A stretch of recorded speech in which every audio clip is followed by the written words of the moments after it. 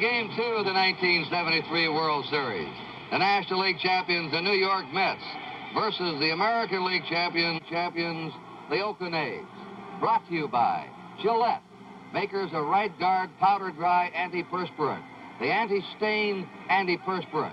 And by Chrysler Plymouth, featuring the beautiful new 1974 Chryslers and Plymouths. It's going to be warmer today than yesterday, ladies and gentlemen.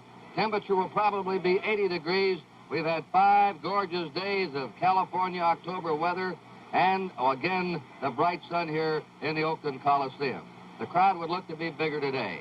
I'm Kurt Gowdy, along with Monty Moore and Tony Kubek. Lots of complaining going on about this World Series before Game 2. The batters of both squads complaining they can't see the pitches as they come out of the white shirt bleacher fan. Also, the bright sky in left field, of course, is bothering some of the outfielders. The A's are complaining about their own hometown fans, saying they're not enthusiastic enough. And the Mets are complaining about their dumb bats yesterday when they hit those line drives and those hot shots right at somebody. The pitchers got away with mistakes yesterday because of the batters' inability to see very well at the plate, and we might have another low-scoring game today. We have 2 left-handers on the mound. Vida Blue will be going for Oakland, and Jerry Koosman, the hero of the Mets pitching staff in the 1969 World Series, is their man. Let's get over here now to Monty Moore, the broadcaster of the Oakland A's. Find out about Vida Blue. They say he hasn't still won a big one in his young career yet. Well, Kurt, that's what is said, but actually he's won 20 games this year in comparison to 6 last year. He was a winning pitcher in an all-star game for the American League, the last all-star game the American League won. This ball club, the A's, is not hitting right now, and I'm sure the Met pitching has a lot to do with that. And as Dick Green said yesterday, I think, Kurt, he hit it right on the nose. Defense is going to be the difference in this series with this kind of pitching. Well, he was the defensive man yesterday. And the defensive mistake cost the Mets a run, and as a matter of fact, cost them the ball game. And we have a good look at that and the big plays of yesterday's 3rd inning of the game. In that 3rd inning, Kenny Holtzman, the Oakland A's pitcher, is the man who got the first hit to get it all started. Holtzman had not had an official at-bat all year since the designated hitter rule has come. He got Matlack at a 3-ball, 2-strike count, guessed fastball, got a fastball, and hit it down the line and left. And Kenny had to run hard, and he slid hard in the second base, cutting his knee right there, and he was out of the ball game very shortly thereafter. Here's the big play. Campaneris hit an outside fastball right through the legs of one of the most dependable fielding second basemen in baseball, Felix Millan, who made only 9 errors all year.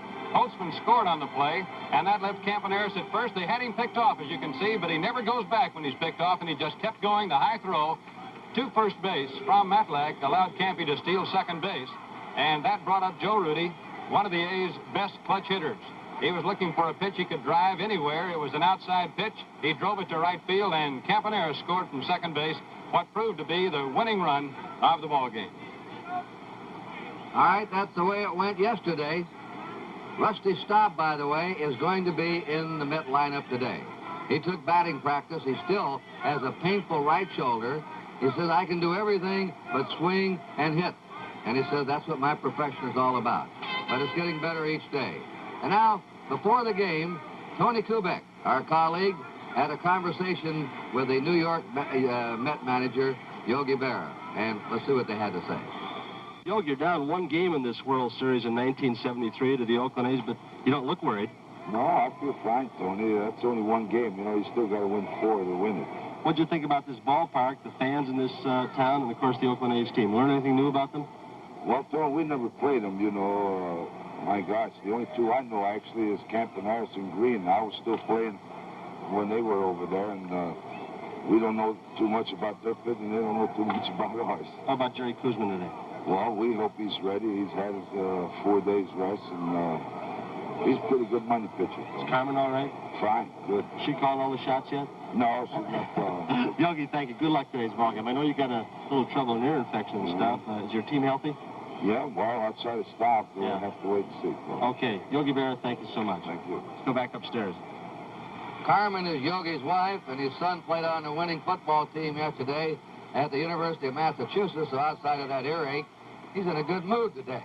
And now we're going to meet the starting lineups, the squads of the Oakland A's and the New York Mets, and we'll have the ceremonies of the first pitch, so let's go down on the field.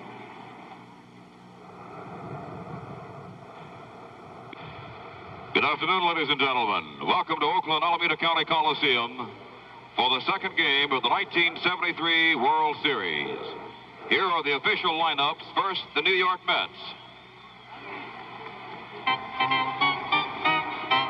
Here's the manager of the New York Mets, number 8, Yogi Berra.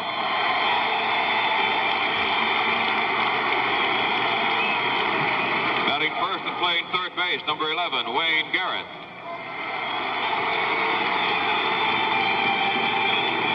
Batting second and playing second base, number 16, Felix Millan. Batting third and playing right field, number 4, Rusty Staub.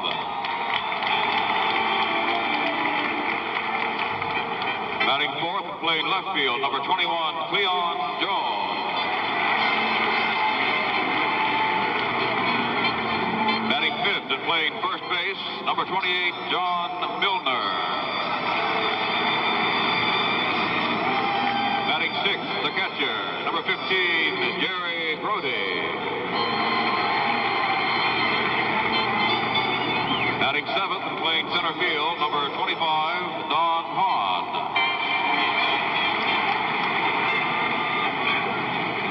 Batting eighth and playing shortstop, number 3, Bud Harrelson.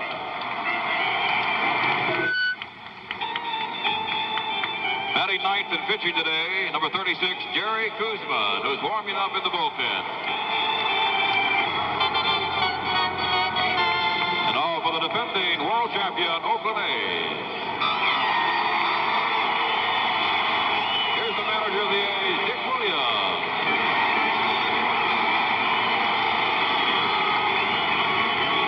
Batting first and playing shortstop, number 19, Cappy Campaneris.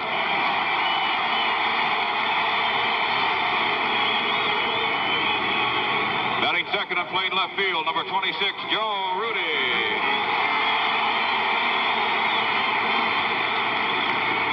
Batting third and playing third base, number 6, the captain of the A's, Captain Sal Bando. Batting fourth and playing center field, number 9, Reggie Jackson.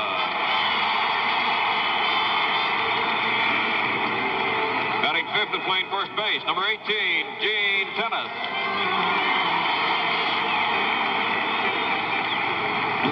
Batting sixth and playing right field, number 22, Jesus Alou. Batting seventh, the catcher, number 10, Ray Fosse. Batting eighth and playing second base, number 1, Dick Green. Batting ninth and pitching today, number 14, Vida Blue, warming up in the bullpen. And here are the remaining players and coaches of the Oakland A's.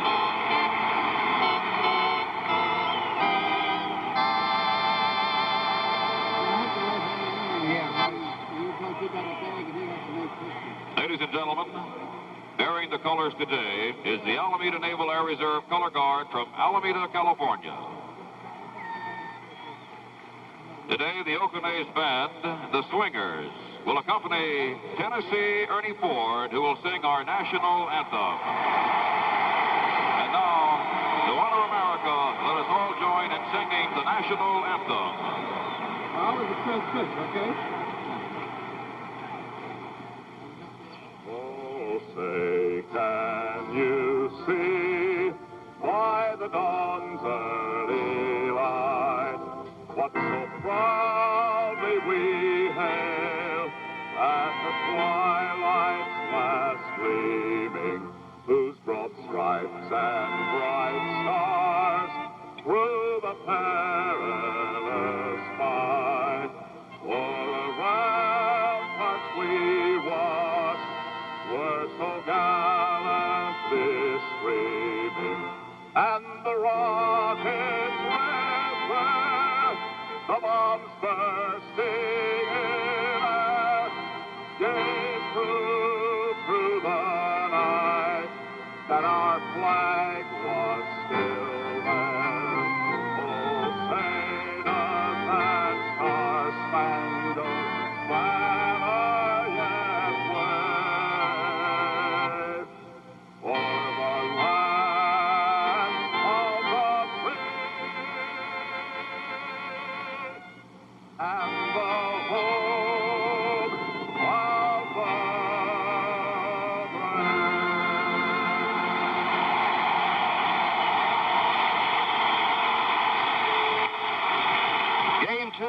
1973 World Series will get underway after the ceremonial first pitch, right after this message.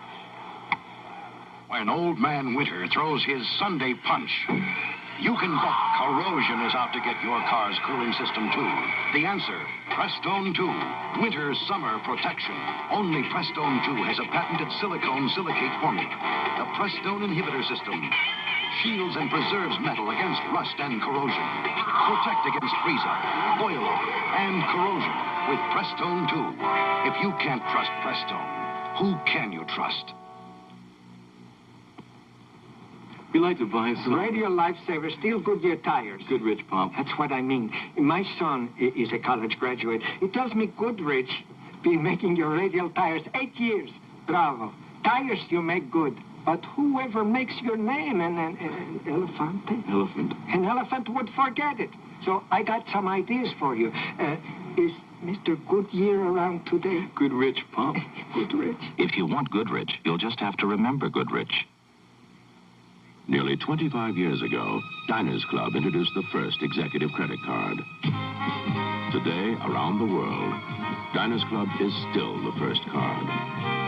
We're honored in 75,000 more places than any other executive credit card, including American Express. Diners Club, for just about everything. Diners Club, the first card. Diners Club, the first card. Ladies and gentlemen, we direct your attention to the commissioner's box directly behind the A's dugout, where Bob Hope will throw out the first ball.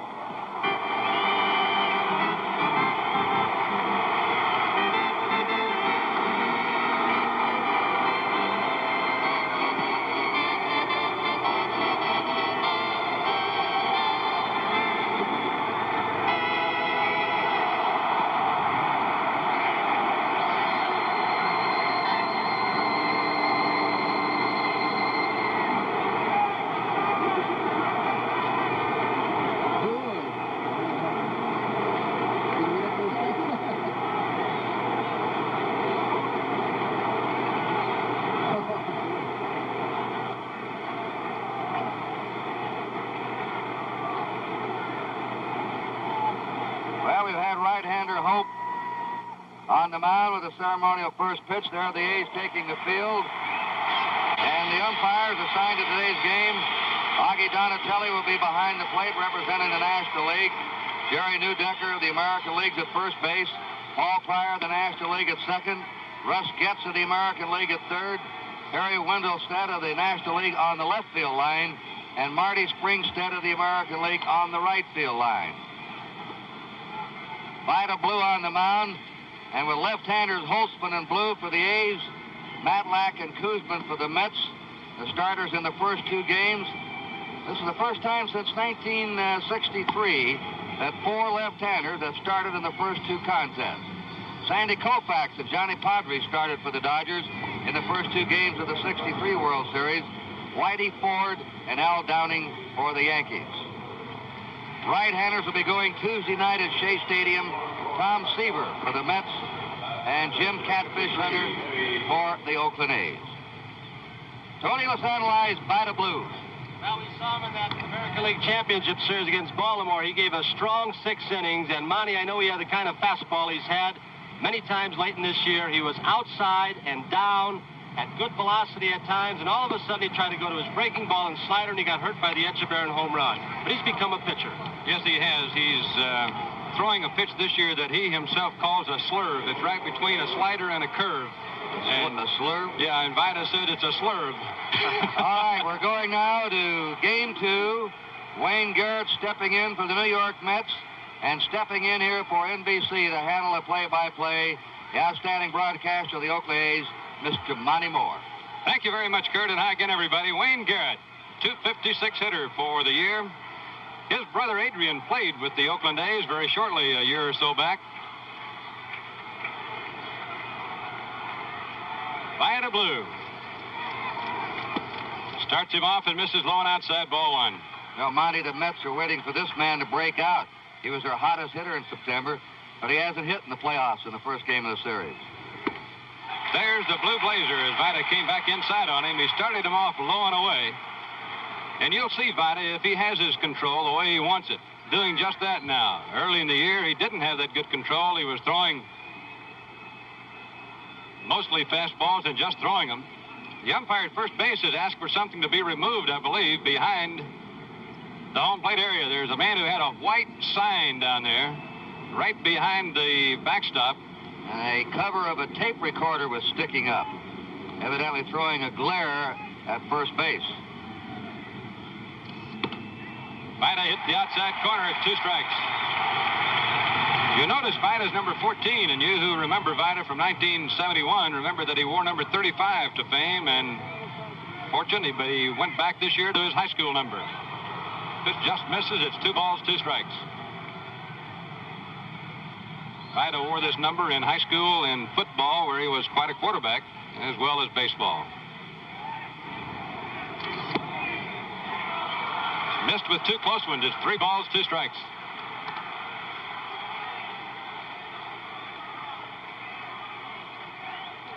Rusty Staub and Felix Millan are both on deck, limbering up, getting ready. Vida threw it right by him. Strike 3. This telecast is presented by authority of Major League Baseball and is intended solely for the private, non-commercial use of our audience. Any publication, reproduction, retransmission, or other use of the picture, descriptions, and accounts of this game without the express written consent of the Commissioner of Baseball is prohibited. Here's the second baseman of the New York Mets, Felix Millan, and what a year he had. .290 batting average.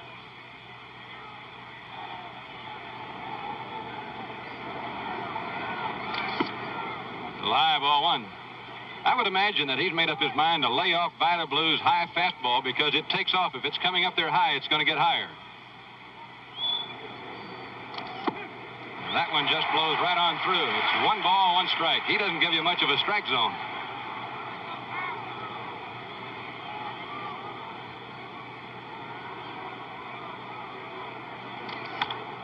Swinging late, he fouls it off. The Mets are having trouble getting around on him the same way the Orioles did for 5 innings. The right-handers you saw swinging late. Garrett, that 3rd strike blowing right by him. He's just as quick as he was against Baltimore the other day. But the thing is, now we'll see how long this lasts. Now the umpire's asking that same man to take that sign down off the videotape machine. It's really making a glare for Gene Tennis over at first base. Notice one thing, Monty, in this ballgame. Joe Rudy in left field is playing a little bit deeper today off Felix Millan. Strike! Call. It nailed the outside corner, and Millan doesn't believe it, but he's gone.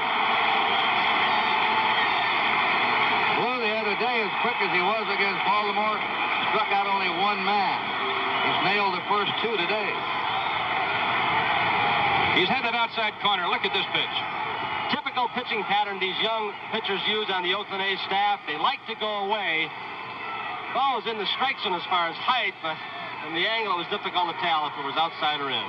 Here's Rusty Staub, who did not play yesterday. Takes high for ball 1. Rusty had 3 hits in the playoffs. They were all 3 home runs, and all 3 off left-hand pitching. He hits left-handers as well as he does right-handers.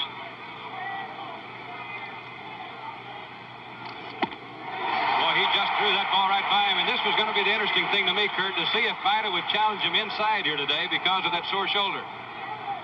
He went right after him right then.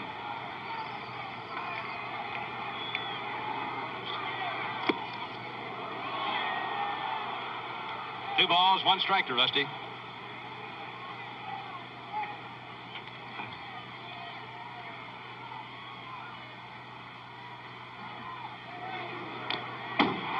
Tipped it.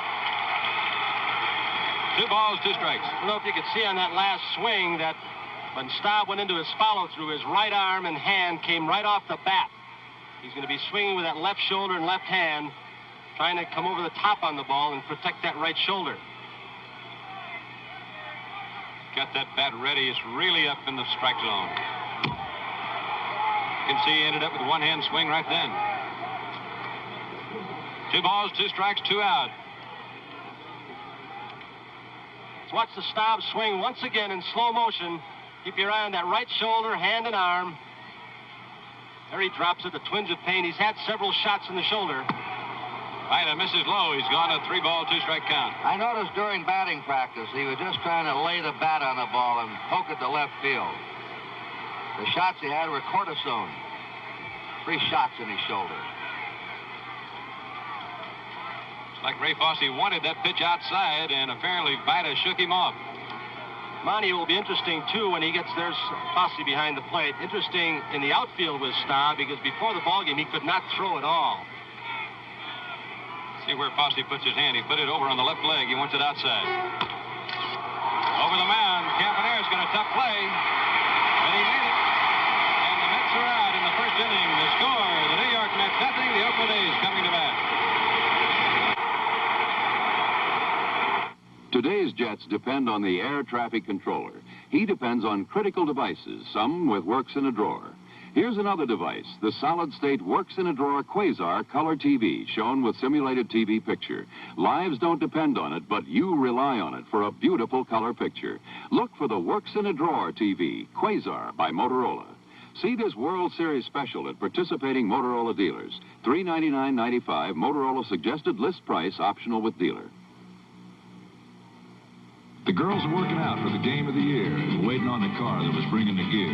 Plymouth Duster, 74. You can get yourself this flip-down seat that holds equipment nice and neat in a carpeted locker room 6.5 feet long. And you can get this roof opens easy, too. Cranks right shut if you don't like the view. 74 Plymouth Duster. A lot of car for the money again.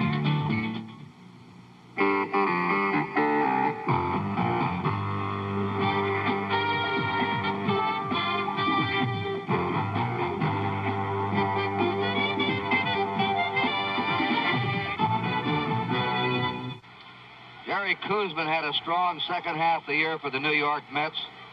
In the 1969 series, he started twice, and he won twice. Koosman, like Blue, has become a pitcher just 2 years ago. He used to strike out about 1 batter per inning. Now he is a control pitcher, does not strike out as many, has 4 pitches, fastball, curveball, slider, and changeup.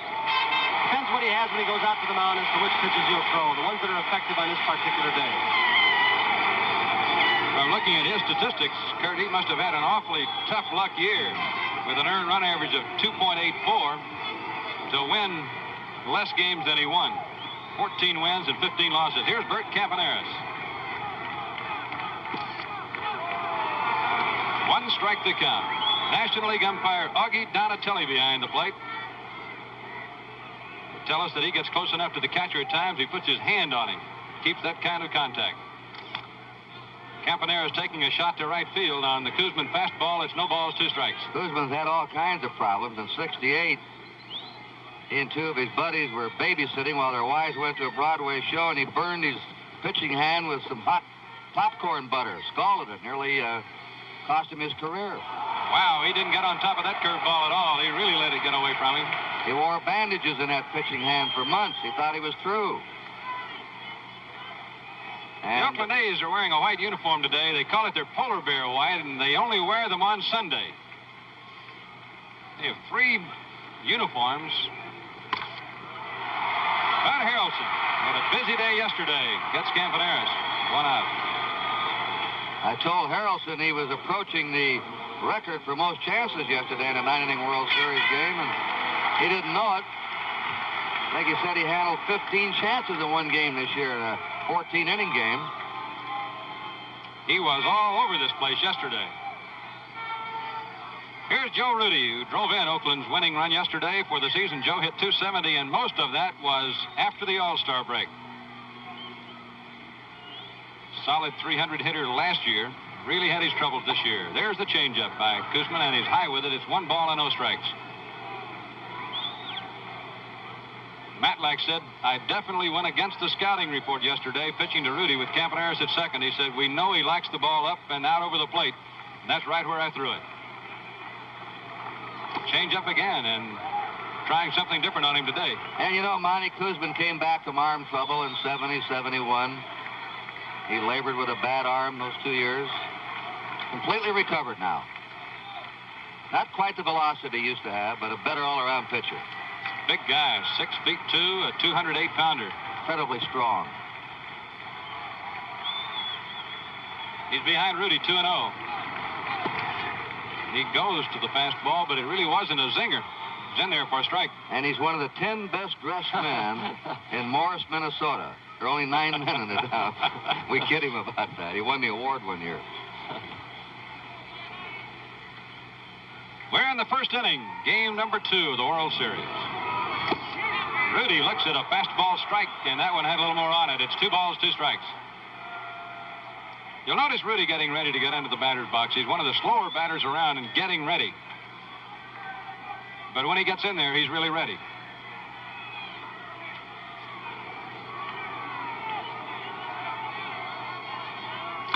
Fly ball to left field, hit pretty well, and it is lost in the sunshine.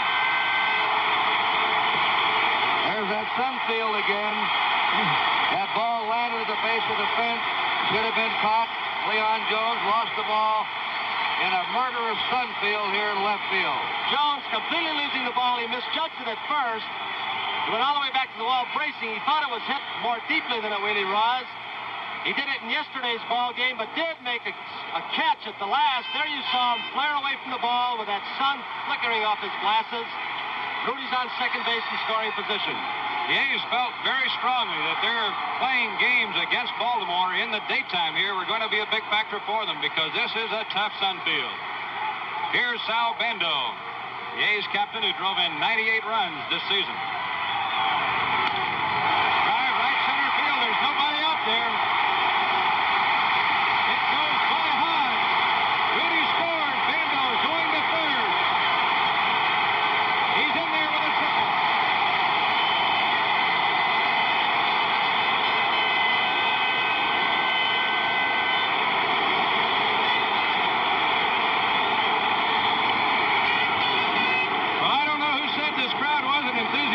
But if they were listening right now, they couldn't hear anything within 10 miles of here except this. They've come to life today, and a better crowd than yesterday. We understand hundreds of people were turned away yesterday. Something about the ticket window. Might have had a sellout. We have just a few empty seats here today. Reggie Jackson will bat now with a runner at third base and 1 out. Sal Bando hits a lot into right center field during the course of the year, and it was really a little surprising to see them playing him to pull that much. And he hit it right out there, Jackson. And they've got their infield in. Trailing 1-0 in the first inning, Reggie Jackson, who led the league in RBIs with 117 and homers with 32. He also led the American League in runs scored and had a good average of 293, and 12 of Reggie's 32 home runs were hit off left-hand pitching.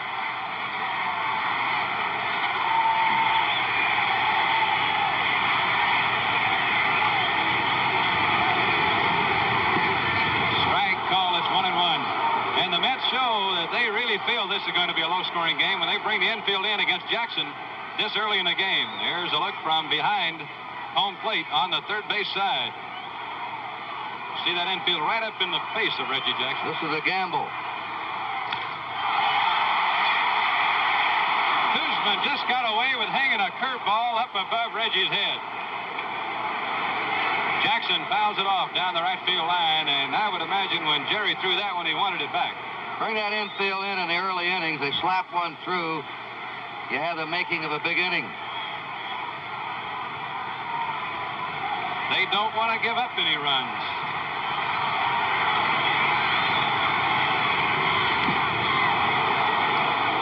Reggie foul-tipped the ball and is still alive at a ball and 2 strikes, and the ball came back and hit Grody somewhere. Sinker ball that Koosman threw, and that's the one you get in trouble with it if you're a catcher. He topped it, appeared to have hit him on the thigh. All the players wear protective devices. Cups, they're called. Grody takes a lot of the beating with those foul tips. Ever see it? Ever see an old catcher's hands and gnarled fingers? Apparently he's all right. Let's look at it again. A ball that Kuzman tried to sink in on the fists, I believe, of Reggie Jackson. He just hopped it. Ow, right in the protective cuff. Reggie Jackson is up with a count of 1 ball, 2 strikes. See if Kuzman will challenge him here or try to waste one and get Reggie to chase a bad pitch. He went right after him on that pitch. He struck him out with a high hard one to the inside. Baltimore pitched Jackson up there a lot in the series. There was a big out because now it'll take a hit or an error, a wild pitch or something like that, but basically a hit to get that runner in from third base, whereas Jackson could have done it with a fly ball. Gene Tennis comes up now for Oakland. He hit 24 home runs this year. Played in every game Oakland had except 2, 160 of 162. Even with 2 outs, Wayne Garrett, the third baseman, not playing real deep at his position at third base. In the event that Tennis, and I don't know if he's done it during the season, Monty, has he ever laid down a bunt in this situation? I know he doesn't have good speed. He's never bunted that I know of except in a sacrifice. Bando down the line trying to draw a balk, and the A's scored a lot of runs that way this year, particularly with a pitcher who starts his motion as Kuzman is with his hand in the glove. Tennis takes a letter-high fastball, strike call. Many times a pitcher will be disconcerted by that runner coming down the line. If he has his hand in the glove, it's easy to balk out of that motion, and the A's have gotten a lot of cheap runs that way. Kuzman's going at the A's with hard stuff. It's 1 ball, 1 strike to Gene Tennis. You got to step off the rubber before you break those hands apart, Monty. Almost any kind of a move with the hands or shoulders on that rubber is a balk. It's outside, ball 2. The A's are wondering when Jackson and Tennis are going to break through. They've not had an RBI in 6 consecutive games in the playoffs of the World Series. Hitting number 4 and 5 in the lineup. Kuzman showing his foot action. There's a slider wrapped right around his wrist. 2 balls, 2 strikes the count with 2 down.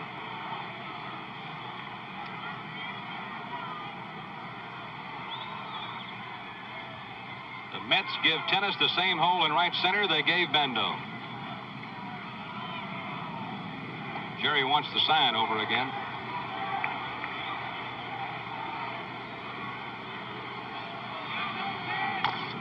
Fouled it off. You notice Oakland pitchers in this situation don't take their sign with their pitching hand on the ball in front of them as Kuzman does. They're mostly coached to take the sign with the ball and the pitching hand in separate ways. Staying inside the Tennis, it's 3 balls, 2 strikes. Sal Bando at third. The A's lead 1-0 first inning.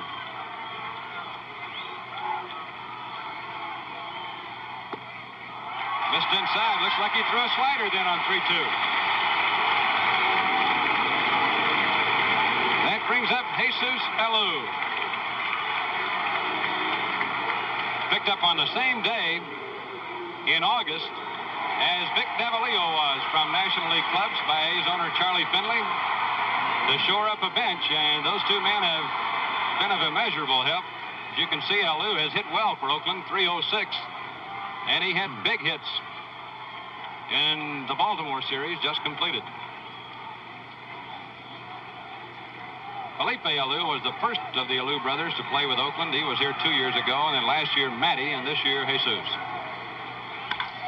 Base hit down into the corner, and Bando scores.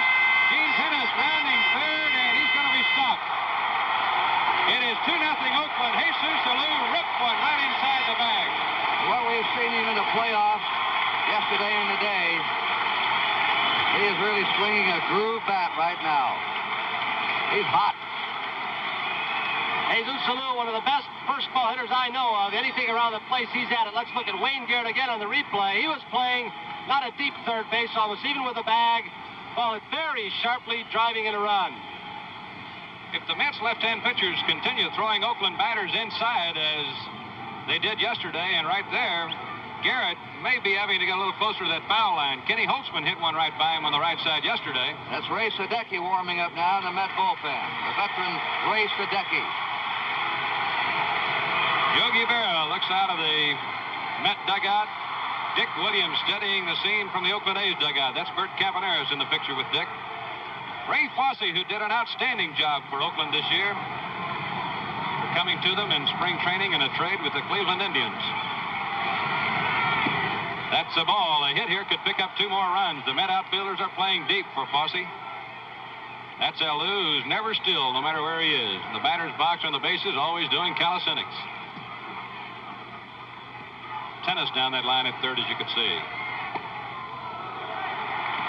Wow, that pitch just missed inside. They had started Fosse off outside with a running fastball, and then he brought the fastball right back in on him. It's 2-0 now.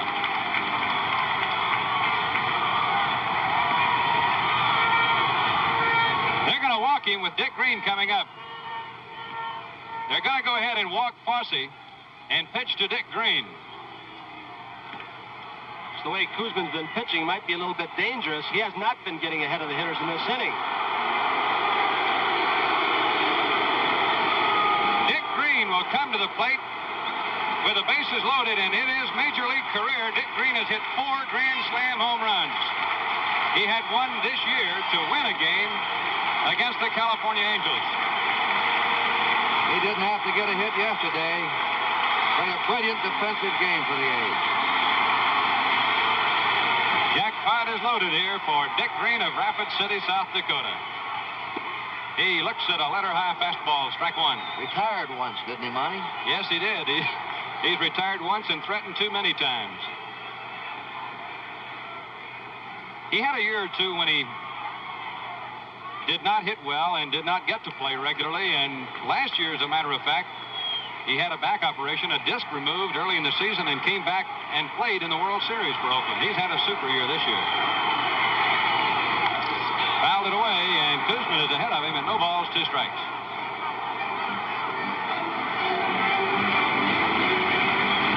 The Mets are not playing the batters percentage here necessarily because the hitters, as you look at the bases, are full of Oakland A's. The 2 hitters, Fosse and Green, have about the same averages in RBIs. They just want to try to have a force play anywhere. Struck him out on a good hammer, up and in. And the Oakland A's scored 2 runs in the first inning on 3 hits and leave 3 on to score 2-0 Oakland. The bull, symbol of strength and confidence. Today, signature of a company, Merrill Lynch. Total assets, $3.6 billion. Net worth, $449 million. Securities held for customers, over $20 billion worth. Merrill Lynch, strong, solid, substantial, developing new investment ideas. Merrill Lynch, 29 ways to help you share in America's growth. Want thousands of surefire lights? Get Cricket, the disposable butane lighter by Gillette. It's reliable and it lasts for months. Cricket, Gillette makes it work. I got a date, and I can't find my razor. Cool this. I'll give you my Track 2 razor. 2 blades? Does it really work? Where you been? It's fabulous. What's so fabulous? It's simple. As the first blade shaves the whisker, it lifts it out. So the second blade can shave it again, closer. And both blades are recessed, so it's safer. I can't believe it. It's clean, and it hardly feels like I shaved. This Track 2 is some piece of work. I mean, like, this really is a razor. The Gillette Track 2 shaving system. It's the closest thing to a perfect shave. Goodbye, whiskers. Hello, girls. Oh, no.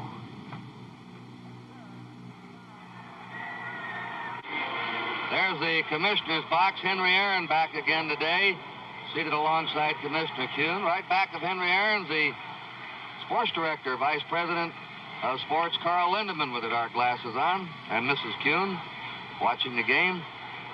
Buffalo beat Baltimore today in the NFL, 31-13. The Jets 9, New England 7, Cincinnati 19, Pittsburgh 7. Atlanta finally coming through, 46-6 over the Bears. The Redskins defeated the New York Giants 21-3. New Orleans 20, Detroit 13. All finals, Monty. Here's Cleon Jones. And he hits the ball deep to right field. Jesus Alou is back, and he can't get it. That was right out of here. Cleon Jones hit one right down the line in right field with good power on it, and it's a 2-1 ball game. The high fastball ball to the outside, and all A's scouting reports have talked about his power the opposite way. Jones is going to be a problem for the A's, evidently. Yesterday, he had a double and a single. Here's John Milner. Ground ball hit sharply to Dick Green. And there's one away.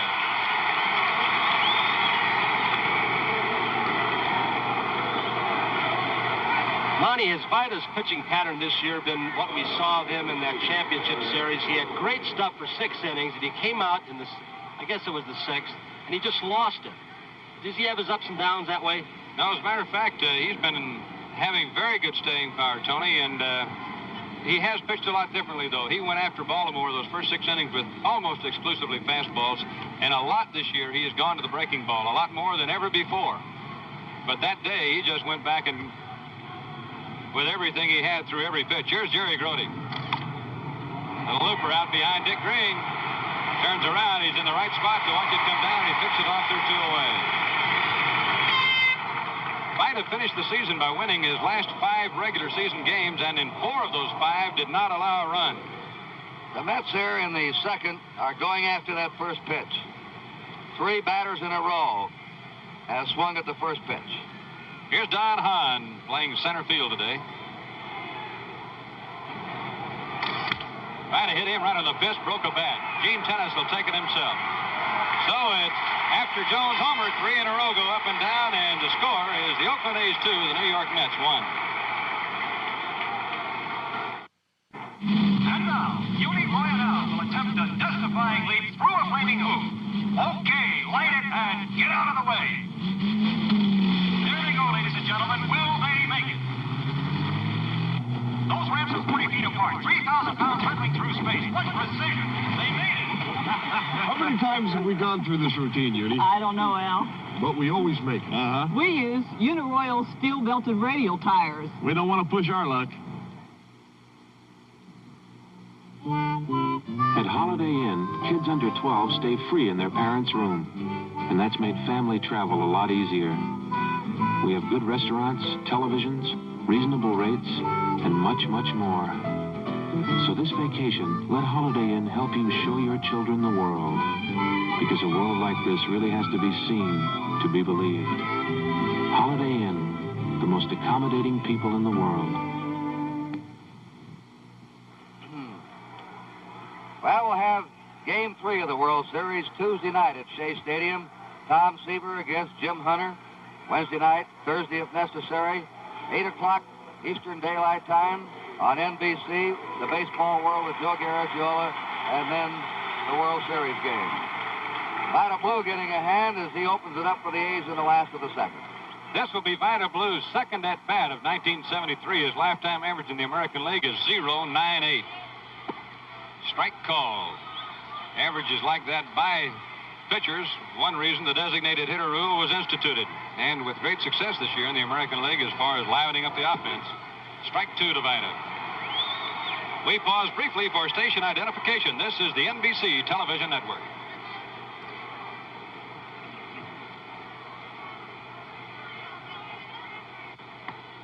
Vida down on a breaking ball. He got 3 looks at Koosman. And there's 1 away in inning number 2. Back to the top of the batting order for Bert Campaneris. Koosman now has struck out 3 Oakland A's, and the biggest strikeout he had was a survival strikeout, you might say. With the bases loaded, he got Dick Green to end the 1st inning.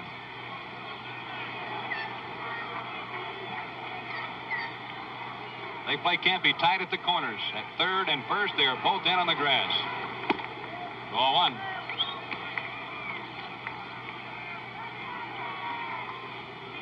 Campaneris bunts for base hits once in a while, and ordinarily it's the first base side when he does. He had a good cut at that one. 1 ball, 1 strike. I think his play yesterday of bunting the ball down the first base line and sliding under the first baseman, trying to put a tag on him 20 feet away from the bag and getting up and going on was one of the most exciting plays of the day.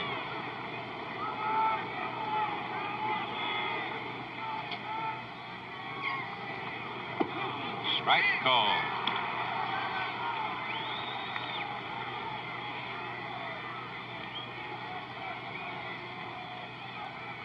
Rudy wants this pitch inside. Campy fouls it away into the seats over behind the Mets dugout.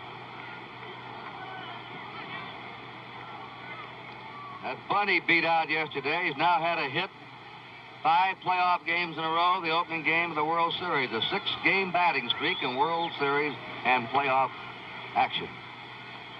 It's a 2-1 game. Oakland is leading right here. Drive in a right center field. Rusty Staub is not going to be able to get to it. Watch Campaneris go. He can really motor. He's already around second. And he's in at third base standing up with a triple. And you may have noticed on the play that Rusty Staub gave way to his center fielder, Don Hahn, to make the long throw to the cutoff man. Watch Bert again on this replay on the triple to right center field and watch him cut the bases. Looking over his shoulder, not relying on a coach at all. That's what the great base runners do. They need no help. Boy, he takes those little short, choppy steps. I believe we're going to get action again in the Met bullpen. Ray Sadecki, warming up earlier, has just moved to the mound once more. And once again, the Mets bring their infield in with 1 out and a strong hitter at the plate in Joe Rudy. Rudy hit a sun-fly double in the first inning that fell just out of the sight of Jones in left field. That opened the gates for a 2-run inning.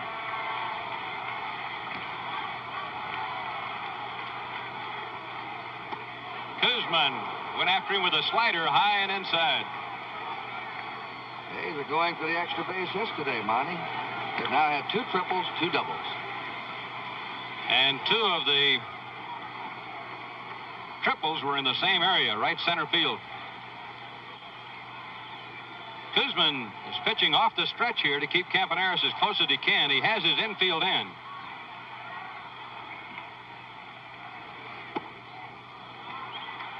Misses inside. It's 1-1, and you notice the scouting reports really come into effect in these clutch situations. Twice he's gone at Rudy here with inside pitches.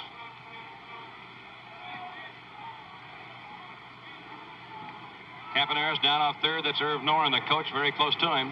And from the left field foul line, you look right down towards home plate. Ooh, Kuzman threw a high outside fastball, and Rudy jumped after it.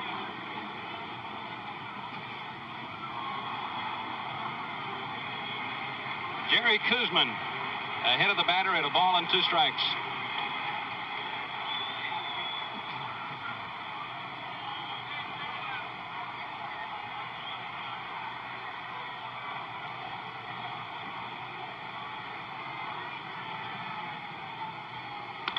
Base hit right up the middle, and that's with the infield drawn in. A base hit. It would not have been otherwise. And the A's now have a chance to do some more damage. It is 3-1 Oakland on Joe Rudy's second base hit of the day. There's an old saying in baseball, when you draw the infield in, a 300 hitter can become a 400 hitter. Those infielders don't have the time to range to their left or right. You slap a ground ball, it goes through. I think it's the total respect these 2 managers have for the others' pitching staffs that would cause them to do that this early. Here's Sal Bando. Inside to Bando, ball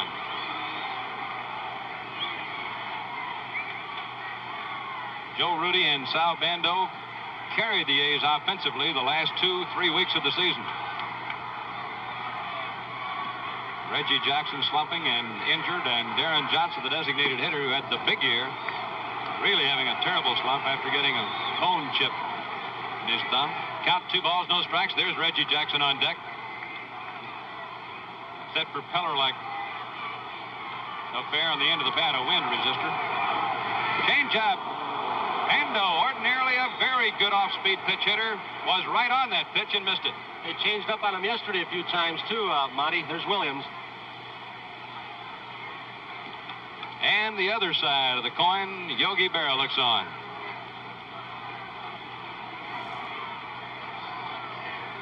He did it again.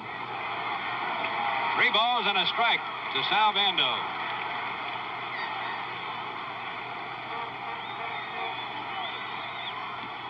Tough hitter to get behind.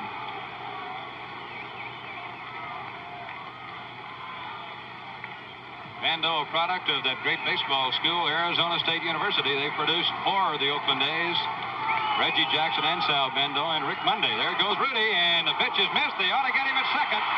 Great throw by Grody to Millan as Bando missed on a hit-and-run play. Watch Joe Rudy all alone on a 3-1 pitch. Bando may have given him a signal as he looks over his shoulder to make sure that Bando did not pop the ball up or hit it in foul territory. From another angle, Rudy coming in, being tagged by Felix Millan, and we told you we were going to see some good catching. We have so far in this series. Jerry Kuzman just wraps a hard slider around Sal Bando at the knees, and the A's get 1 run in the second inning on 2 hits. Nobody left to score. 3-1 Oakland. The Chrysler has always been designed to provide a special kind of comfort for driver and passenger. Today, that tradition continues. In the 1974 Chrysler New Yorker, in the comfort of knowing it's an automobile advanced in engineering. In the comfort of knowing there's an electronic ignition system, virtually maintenance-free. In the comfort of knowing the passenger compartment may be optionally cooled from 8 separate outlets. And in the comfort of knowing this is designed to be the quietest, most beautiful Chrysler ever built. The Chrysler has always been designed to provide a special kind of comfort for driver and passenger. 1974 Chrysler New Yorker, a totally new expression of an idea that has never changed. How good is your credit card in a foreign country? My American Express card is as good in Mexico City as it is in Pasadena, California. I use my American Express card here in Mexico to go Christmas shopping. In my honeymoon, my wife, myself, and my American Express card chartered a little airplane and flew over to the south of Mexico. I'm sure Jonathan will have to have an American Express card when he grows up. Call 800-AE8-5000 to apply for an American Express card. Bud Harrelson, the Mets shortstop, against Vida Blue, and the first pitch from Vida in the third inning is outside for ball 1.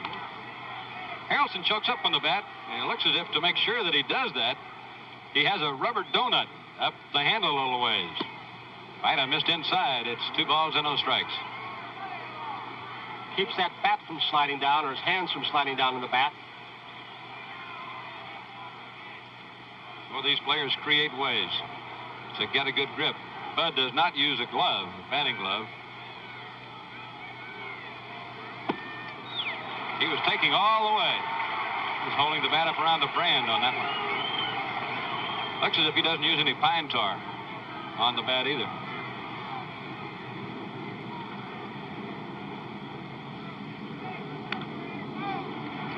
Harrelson, after a low inside, Vida Blue fastball fouled it off. It's 2 balls, 2 strikes. The score here is Oakland 3 and New York 1 in Game 2, the 1973 World Series.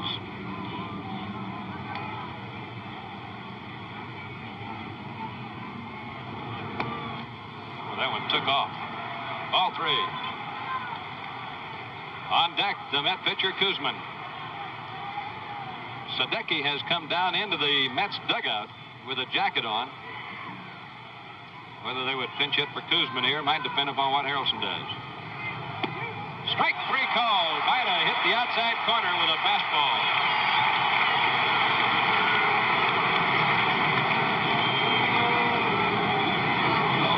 Monty Kurt, before the ballgame, we talked to A's catcher Ray Fosse talking about the pitching style of Vida Blue. Let's listen. Tony, Vida is a fastball pitcher. He's come up with a good breaking ball to go along with his fastball and changeup. So you can look mainly just to see the good smoke, the good fastball, and hopefully he can keep the ball down. Now the Mets pitcher, Jerry Kuzman. Lifetime National League batting average, 0.88, about the same as Vida's. He's hit 1 home run in his career, and so has Vida. And Kuzman fouls off the first pitch at strike 1. We've had a sort of a phrase coined around Oakland the last couple of years. The A's don't win them easy, and the A's don't lose them easy. And in 7 of the last 8 World Series games in which the A's have played, the game has been decided by 1 run. It's fairly typical of the season Oakland had.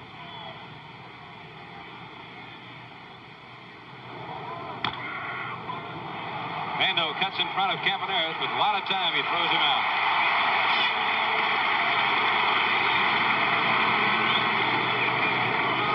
The only game that Oakland has played in the World Series the last 2 years that was not decided by one run was game number 6 last year, and Cincinnati clobbered Oakland 8-1. Many felt that that game in Cincinnati would completely demoralize the A's, but they showed a great ability to come back as they did in Game 5 of the playoffs last year, Game 5 of the playoffs this year. Leadoff man Wayne Garrett takes a strike. Leon on deck. And Vida Blue, very intense young man today before this game. There's his slurve. That's the pitch that he calls a slurve. It's between a slider and a curve, just a hard curveball is what it is, and that's the big thing they tried to get him to do, Tony. This is the pitch that Johnny Sain, one of the top pitching coaches in baseball, teaches over in the American League. He calls it a fast curve. Breaks more than a slider, not as much as a curve, a little bit downward action. Pitch outside. Vida's curveball that he threw last year was one that was just thrown too slow. It gave the batter too much time to adjust and hit it. So Wes Stock, the A's pitching coach, got him to increase the tempo a little bit. Here's a long drive to right field. That was a hanging breaking ball, and it is way out of here. Garrett puts a run up on the board for the Mets with a long home run. And Garrett finally broke out of it. He hit 16 home runs during the season. He's a real threat for an infielder. That's his first homer in the playoffs or World Series, and just his second RBI.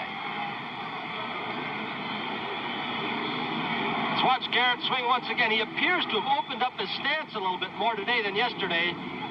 That right foot off the ground timing the pitch, and he sure did hang it inside about belt high. He's not a big man, but he's got good, compact, powerful swing. Blue made that mistake against Etchebarren. Home runs are hurting him. He had just made a tremendous pitch to Garrett. The pitch before out away from him. Here's Mian taking a strike on the knees. So it's a 3-2 ball game. Remember Fosse's interview Tony had with him? He said, hopefully, you'll keep the ball down. Little number foul. Pitcher's trying to make 2 good pitches in a row. You know, Vida didn't try to hang that ball in there. He had just made a super pitch and really made Garrett look pretty bad. Ball really carries down the line here at the Coliseum in day games, and what little wind there is blowing towards right, that needed no help at all. That would have gone out against the wind. Bando right near the bag at third. Goes the tennis, and that's all for the Mets here in the third. They got another run. And in the middle of the third inning, the score is the Oakland A's 3, the New York Mets 2. You booked one airline into Kennedy, ended up on another. The car you rented is back at the terminal building you were originally going to. That's a 2-mile walk. Now what? Relax. Only the Wizard of Avis can trace and transfer your reservation in a matter of seconds. The Wizard of Avis, a good friend in a tight situation. Get a Wizard number. It's free.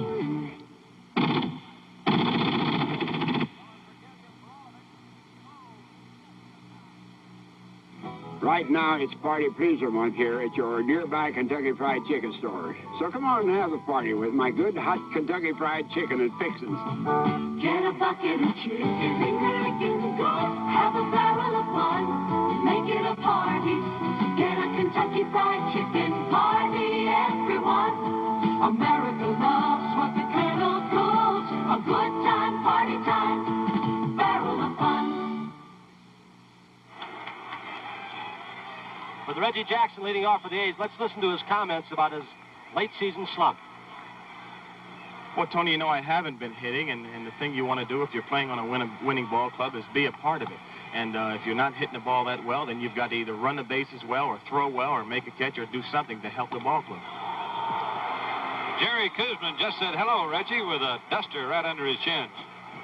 Reggie made that catch yesterday in the ball game that he mentioned. He was a little bit modest. It was a game-saving catch, I think, in left center field.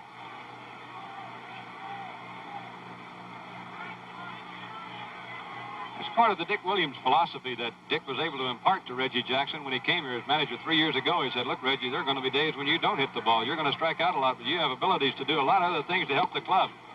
Strike call, it is 1-1.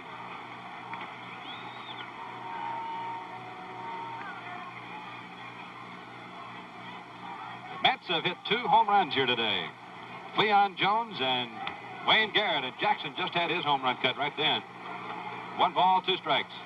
He's hit 2 of the longest home runs I've ever seen. Tony and I saw him hit that 500-foot shot, Minneapolis, the top of the scoreboard, and then the home run up on the roof, the light girders in Detroit in the All-Star game. 2 of the longest I've ever seen. Harrelson playing him perfectly. He gets it right behind the bag at second and throws Reggie Jackson out. Reggie has, of course, the tape measure distance record for home runs here in this ballpark. The longest one he ever hit landed in the right field bleachers on the very top row. It was a night where that row was not filled, and it hit right on the seat, the back row of the bleachers. Here's Gene Tennis.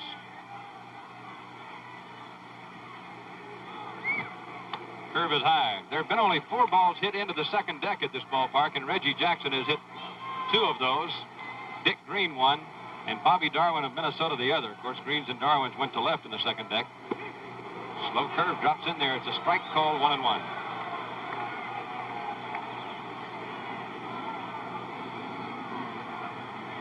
Last year at this time, Gene Tennis, the toast to the nation with his 2 home runs the first 2 times up against the Cincinnati Reds.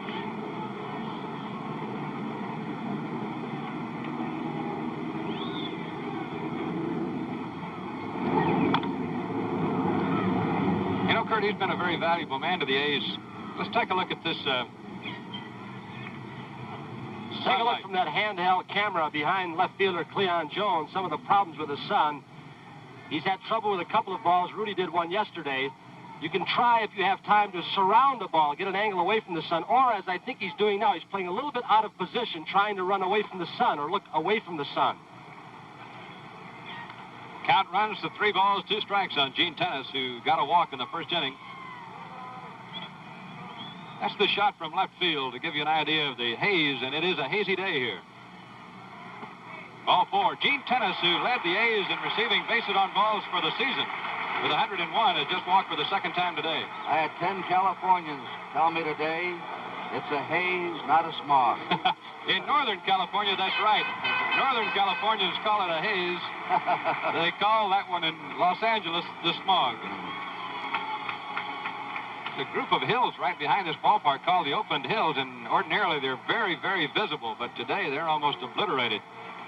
Jesus Salou. Ordinarily, you could see the hills. You can see the houses up on the hills out there. Ordinarily, it's a beautiful sight from the ballpark. Today, it's out of sight. Pick-off attempt. They almost got Tennis leaning the wrong way.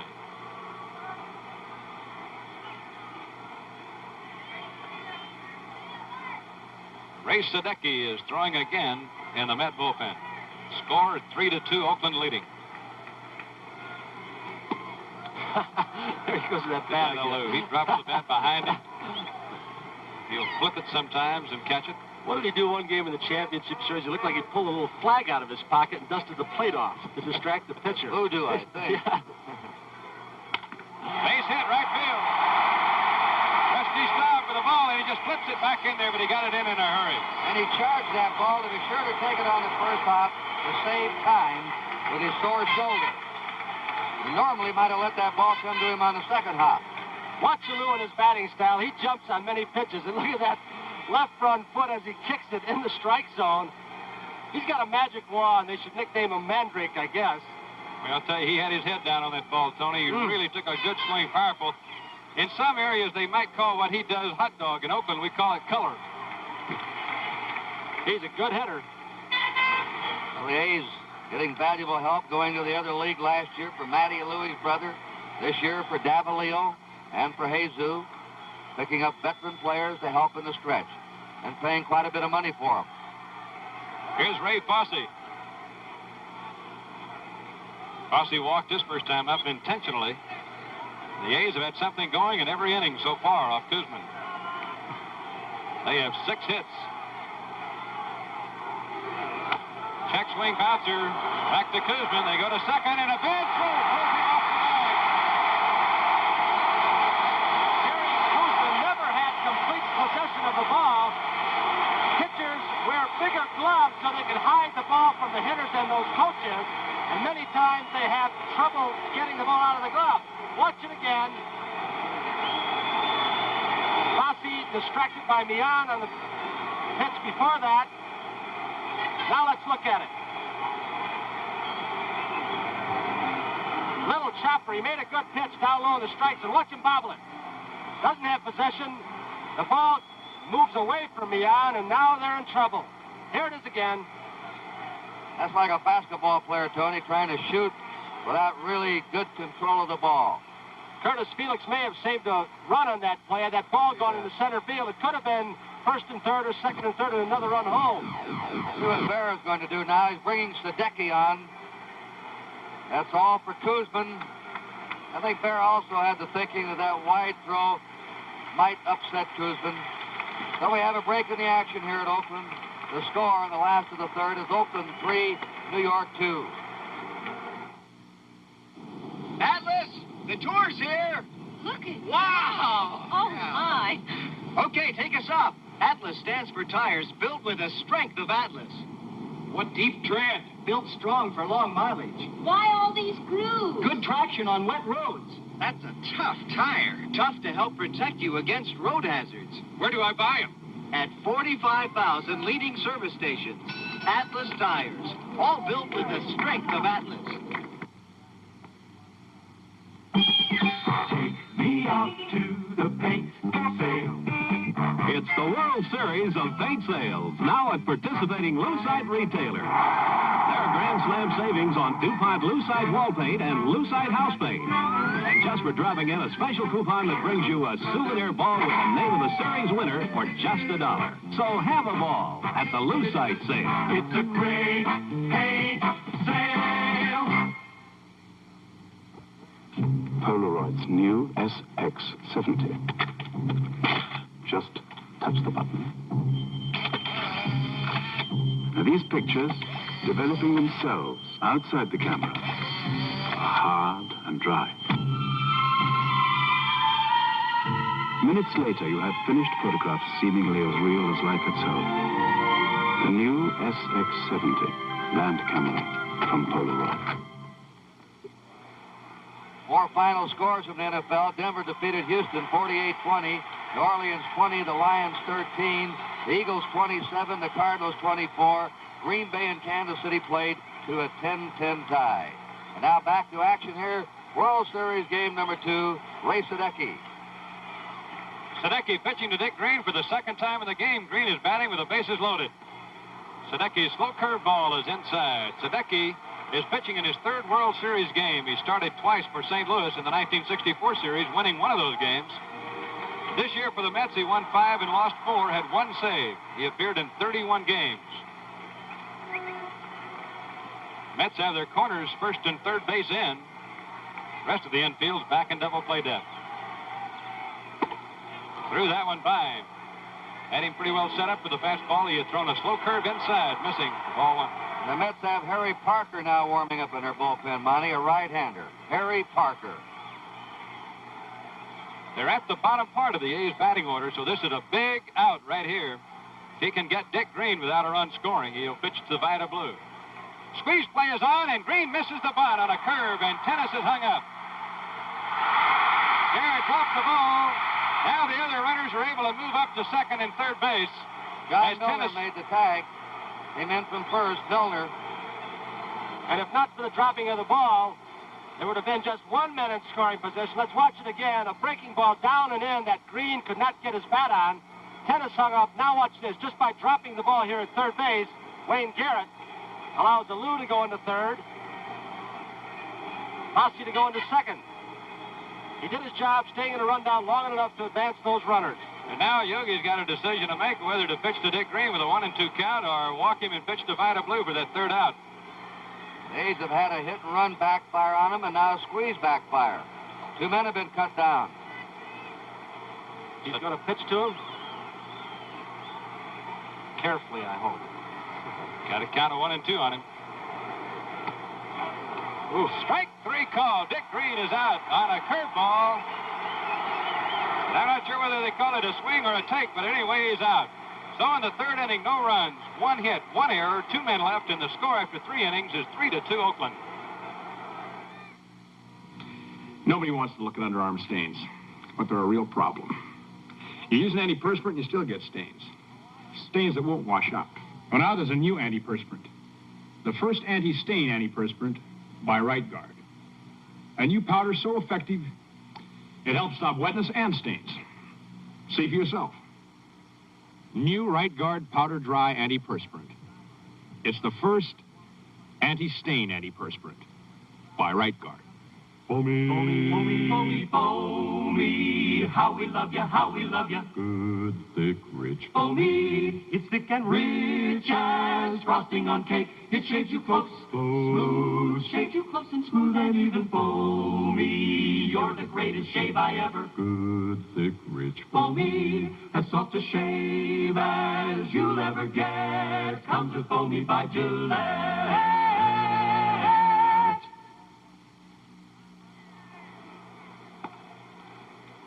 Top half of the fourth inning coming up, and Kurt, that could very well have been a big turnaround inning for the New York Mets to survive a crisis like that. They've only had 2 hits, but 2 home runs. They were faced with that base-loaded situation, 1 out. The squeeze backfired, so the Mets stay close.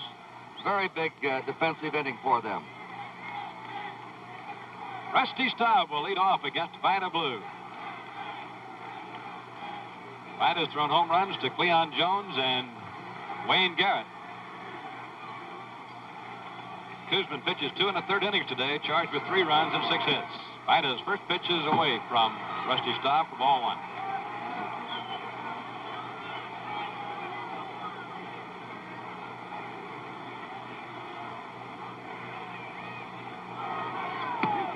Strike call.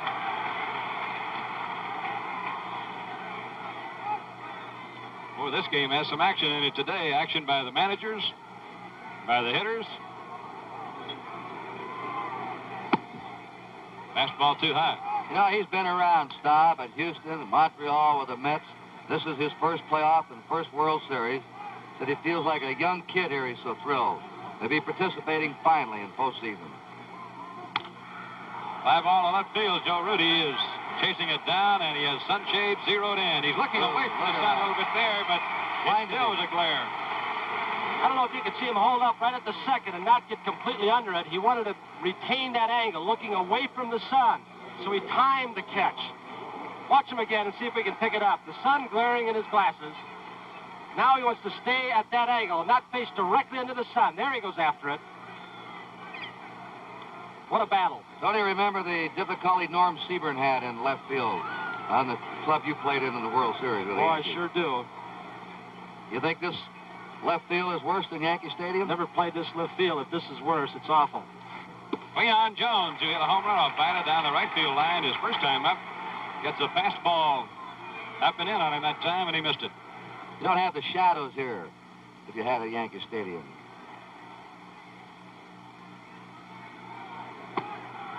Pitch a little high, 1 ball, 1 strike. The score 3-2. The A's over the New York Mets. Oakland won yesterday's ball game 2-1.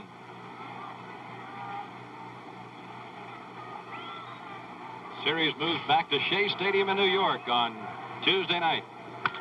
Drive to left center. Reggie Jackson over and in and traps the ball. Jones will hold up at first base. Jackson playing pretty deep. And that ball was sinking going into center field. Look at it again. Jackson circling around the ball a little bit. I don't think there's a sun problem in center field, although he has his glasses down. Now from another angle, Jackson, who played his first game this year in center field yesterday, battling it, preventing it from getting by him by staying in front. And Jones has got a pretty hot bat. This Mets team looks aggressive with the bats, Monty. They must have been aggressive for the past month. And the A's are not that surprised. Here is Milner, their leading home run man for the year with 23. Vida starts him off with a fastball right down the chute. Jones hit hard in the playoffs and is continuing right into the World Series. Mets have 3 hits. Jones has 2 of them. John Milner.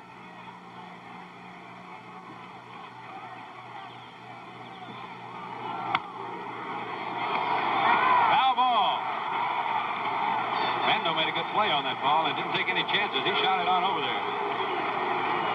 Milner really got jammed on the pitch and hit it off to the left side. And for a left-handed full hitter, it's amazing Bando got to it.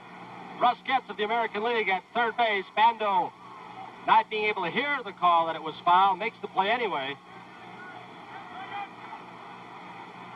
Base umpires go into action after a ball passes the bag, first or third. Up until that time, the home plate umpire calls fair or foul. Foul ball. No balls, 2 strikes. Vida's up a little bit right now again.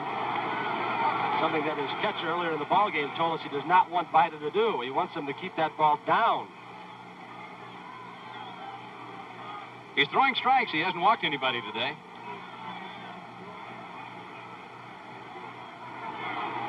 There's the curveball, and it's fouled away. And he had Milner reaching for it. He had Garrett reaching for one in the 3rd inning, but then tried another one and left it right where Garrett loved it. Gene Tennis holding against Cleon Jones at first.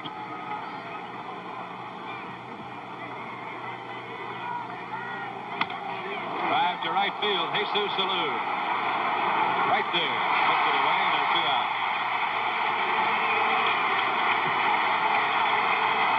You know, the Mets hit the ball hard all day yesterday, Kurt, and didn't get much for it. Today, they're hitting it hard again. Bill Rigney had a good expression. They had dumb bats. Yeah. Hit the ball right at somebody. But they're making contact, both clubs today, better than they did yesterday. Jerry Grody, who just missed a 2-run home run yesterday, popped to second in the 2nd inning of this game today. It's 3-2, Oakland over New York. 4th inning. Jones bluffing a start off first, didn't go anywhere. Vida misses low, ball 1. Cleon Jones stole 1 base this year. Mets just don't run much. They don't have outstanding team speed. They'll put the hit and run on. Garrett led the Mets in steals with 6. Vida's 2-0 on Grody now, and he doesn't like to be behind a hitter with this kind of power. Campanella stole more bases than the entire Met team. Reggie Jackson has been playing short and center field and over toward right center. I'm wondering now, with a 2-ball, no-strike count, he's going to shade a little bit more toward left center. That pitcher gets behind the hitter. The hitter looks for that pitch inside, tries to pull the ball more. He pulled that one. Bando can't come up with the ball. No play anywhere. A short hopper to Sal Bando going to his left. Watch Sal again, usually very reliable on balls such as this. Gets a short hop, which is not a difficult hop to catch. Couldn't smother it, though, and the ball bounds away. This is the first real bad fielding play the A's have made. Except a high throw from Jackson that missed the cutoff man. But I mean, handling the ball. Here's Don Hahn, the center fielder, with 2 runners on. Ball 1. Ray Fosse holding the ball up, and what he's doing is signaling to Vida that he's dropping down a little bit. Get back up on top. When Vida comes sidearm, the ball tends to flatten out. When he stays on top, it really moves.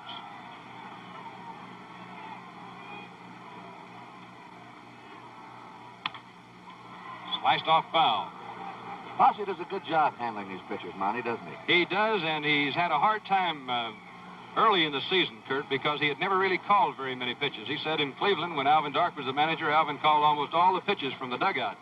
So he didn't really have all that much trouble. There's Mary Barry, one of the A's ball girls. But Ray came over here and was given the job of calling the pitches, and the veteran pitchers on the staff have helped him out. He really handles them now. Drive to right field. Jesus Salou has got it. And another Met line drive is caught. No runs, 1 hit, 1 error, 2 left in the score in the middle of the 4th inning, 3-2 Oakland. In the last 3 years, over 250,000 people switched from other make.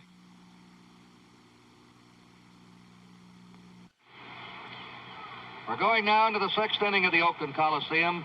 Staub, Jones, and Milner for the New York Mets. Staub is grounded out, fly to left. Vida Blue's gone all the way, and Rusty fouls it back. There's been a statement released to the press here. Charlie Finley, the owner of the A's, and the commissioner of baseball, Bowie Kuhn, were in a dispute over the eligibility of the A's squad. They're playing this World Series, that's strike two, for 24 men. They had a big argument. Evidently, Finley has written, or the commissioner has written a letter to Charlie Finley saying that after the World Series, disciplinary action will be taken. Commissioner Kuhn sided with the Mets on the eligibility of a 25th man. 1 ball, 2 strikes. The A's argued over a rain out here last Monday. Joe Cronin called the game too early. It rained all afternoon. That's strike 3 on the fastball. Stop is out. And Charlie Finley, by the way, if you don't know it, we've announced it several times, is recovering from a heart attack. He's a man with a green jacket. He's not naturally as active as he was last year. He was a one-man show here, put on a great show with his rooting contingent, but he's fortunate to be here in the health he is and making his way around. 1 out, nobody on. Cleon Jones swinging the hot bat in this game. A home run to the opposite field and a single to center. He's had 4 hits in the 2 games. There's a strike to him.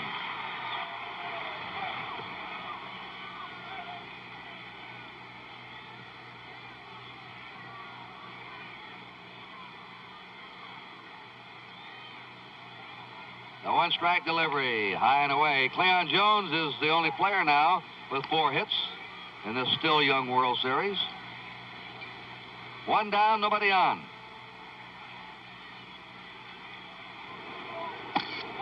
Went for the high fastball. 1-2. Blue is just coming with that fastball now. Kurt, I was about to say from up here, it's difficult for us to tell if he's really popping the ball, if it's moving, but he seems more aggressive and more confident at this time than any time in the game. He wants the ball back in a hurry. He wants his sign. He wants to throw. He seems much more aggressive. He has struck out 4, walked 1, allowed 3 hits, 2 of them homers. That one just missed, and he is popping that ball.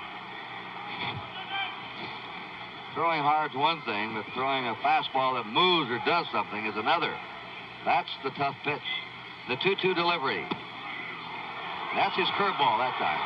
3-2.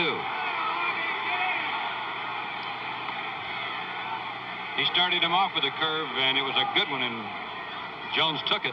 Then he went with the hard stuff and back to the curve. 1 away, nobody on. The A's are leading 3-2. This is the top of the 6th inning. Break foul. Jones was disappointing for the Mets this year in the early part of the season. Fairness to him, he had nagging injuries. But when he finally put it together those last 2 or 3 weeks, he was some ball player. He had 6 homers in the Mets' last 10 games. He drove in key runs, and he's continued right into the series. Another foul. Kurt, he's throwing good now. That last pitch was a strike, but Jones has already gone after 2 pitches that were out of the strike zone up high, so that fastball must be taking off. Vida Blue will serve up another 3-2 pitch. Jones has played to the opposite field and deep. He has power to right. And Vida Blue lost him. That's the 2nd walk given up by Blue. That puts Cleon Jones at first. 1 out. John Milner up, is grounded out, flied out. And we're going to have action again in the Oakland bullpen. Darrell Knowles, the little left-hander. Horacio Pena, the right-hander. Raleigh Fingers, probably, well, who knows? He may be in there if they need him for a batter or 2. With the day off tomorrow, Kurt, you're right. He could come in. Inside, ball 1 to Milner. 3 runs, 7 hits for Oakland. 2 runs, 3 hits for the Mets. The Mets out-hit the A's yesterday. It's the reverse this afternoon. 1 ball, no strikes.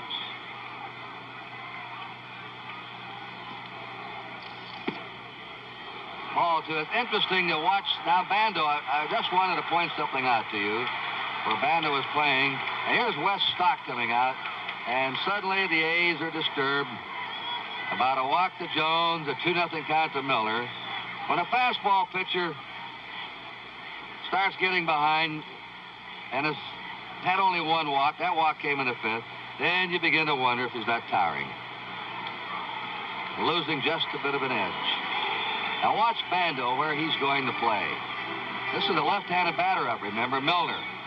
You'd figure he'd be over there in the hole, but he's right a step or two off third base for a left-handed batter who's a pull hitter.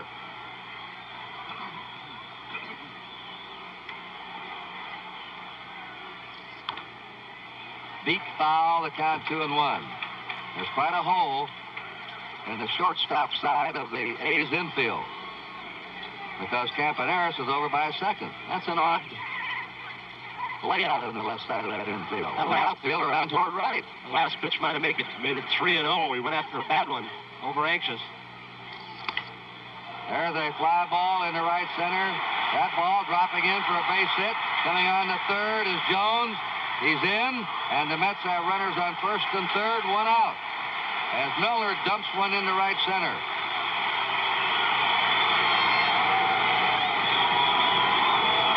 Reggie Jackson tried to decoy as if he was going to catch the ball to try and prevent that runner from going into third base, but Jones would have no part of it.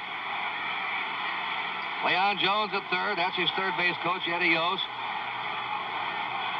At first base is Milner.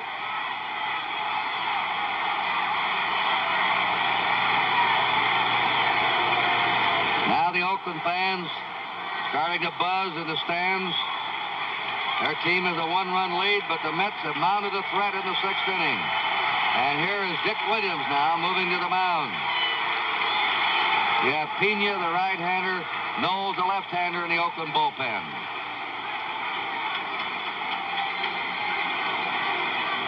That's something just about the time you say it looks like a pitcher's starting to get his stuff. What happens? It's called putting your foot in your mouth, isn't it? Well, the thing about Vida is he can be throwing awfully hard, Tony, and it's just a matter of getting in the strike zone. He was a little wild this inning, and his trouble started with a walk the other day against Baltimore in the game where he had the 4-0 lead. He was leading 4-0, and Earl Williams was up.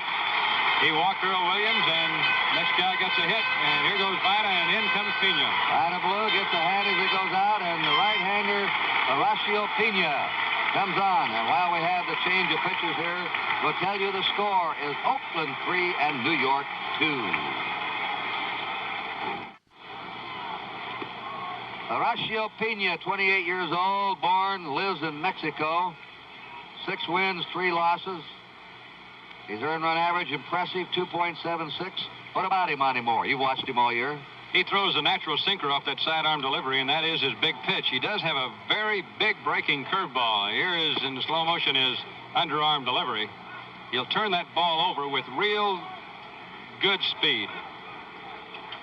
Almost submarine, not quite. You can see his right wrist roll over there. That's his natural pitch. He also throws a crazy-looking changeup. I don't think you'll see him throw it with 2 men on base here. He wants the sinker down.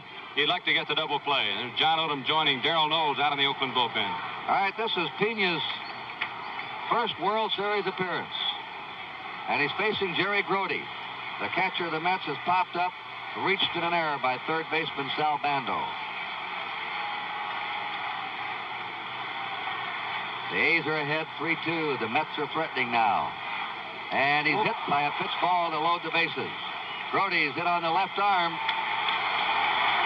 He was hit earlier this year on the hand and had a fracture. Didn't look like he picked that pitch up at all. He hardly moved, and it was in on him in a hurry. Now let's see where he hit him. On the forearm. Left wrist, left forearm. I think he was just trying to take a look. Take one pitch off Pena to see his delivery and follow the ball, and he didn't move at all. Look at it again. Pena coming from down under, as Monty Moore just told you. Grody going into his stride, stepping into it with that shoulder just a little bit. Hardly moved. He hardly had time. That ball really gets moving when he throws it like that at times, and it's in on you before you have a chance to do anything. Starts in the inside part of the strike zone, and it bored in on him about, looked like 2 feet. Got him. He's all right. He's going to stay in. He'll feel worse tomorrow, though, in that arm. They'll get some ice on it after the game. Keep the swelling down. And now it's Don Hahn up with the bases loaded, 1 out.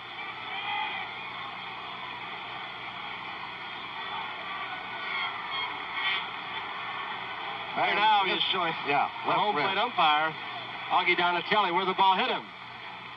No argument there, Augie says, did not hit your bat. This one time they didn't point to the shoe polish. Bases loaded. The A's bring the infield in. 1 out for the Mets. Hahn is grounded out, line to right. Hahn hits a little roller. This will be a tough play. They can't make it. The game's tied. Bando couldn't get to it. Pena ran right by the ball. And it's a tie game. This is Jones. Let's look at it again. A little topper. Pena was pitching from the stretch. Bando had just one chance to barehand it.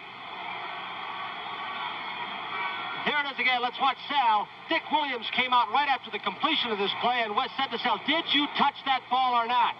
If you did not, it is a foul ball. Bando said to him, we have no argument. I touched the ball. It's a fair ball. You can see it very obviously there in the replay. It's skidded out of his hands. Don Hahn is given a base hit and an RBI. Left-hander is starting to warm up. Tug McGraw in the Met bullpen. The Mets still have the bases loaded, 1 down. They tied the game at 3-all.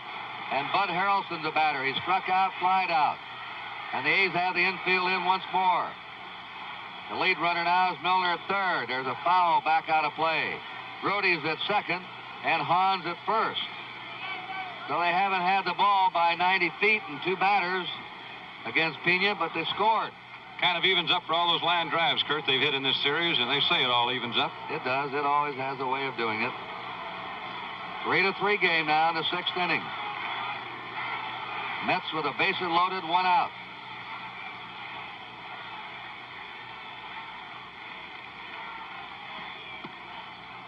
Ball, 1-1 to Bud Harrelson. Harrelson has played shallow in that outfield and over to left. Joe Rudy is really crowding that left field line.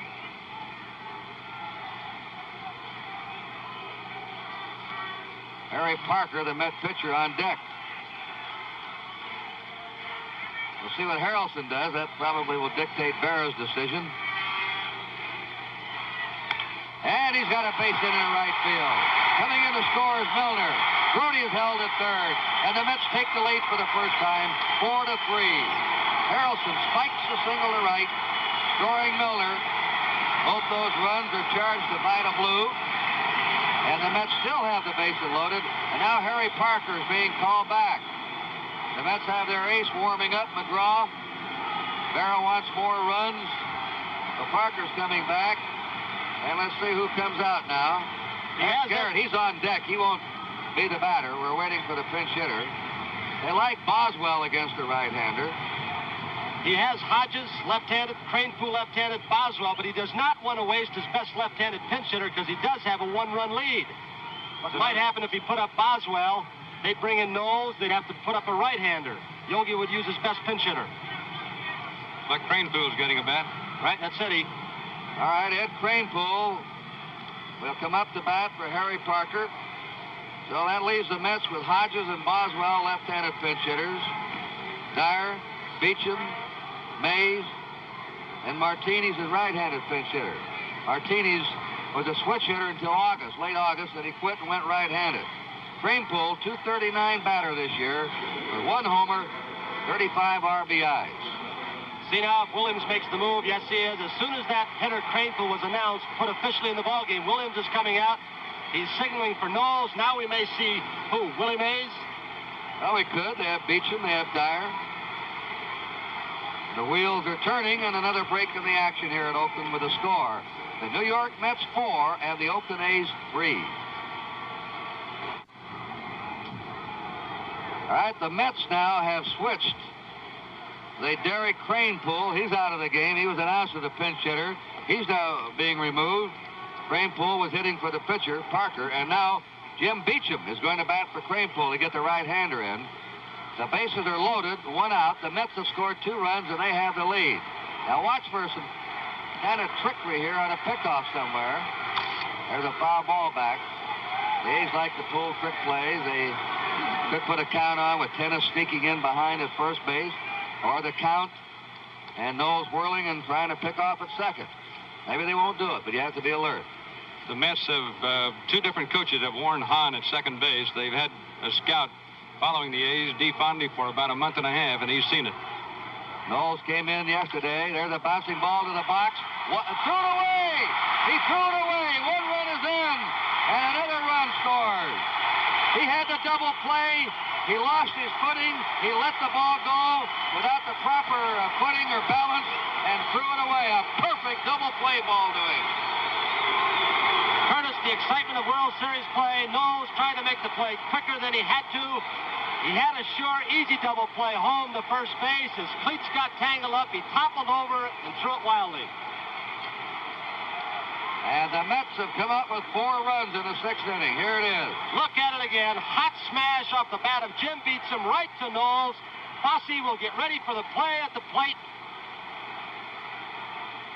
There he goes, losing his footing, tripping, throwing wildly.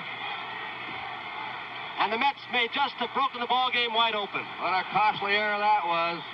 2 runs in, moving on to second and third.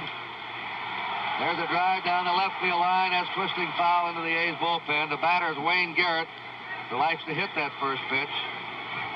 Now you have Harrelson over at third. Beecham went all the way to second on the wild throw, and he had wrapped into what looked like almost certainly the inning-ending double play. It is now 6-3, the Mets leading. Outside. Yesterday, they blew the ball game in an error, and today, the A's are making the costly mistakes. Harrelson, the lead runner, Beecham at second.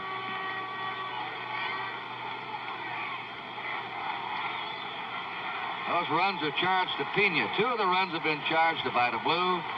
Brody and Hahn's runs have been charged to Pena. Change-up. 1 ball, 2 strikes.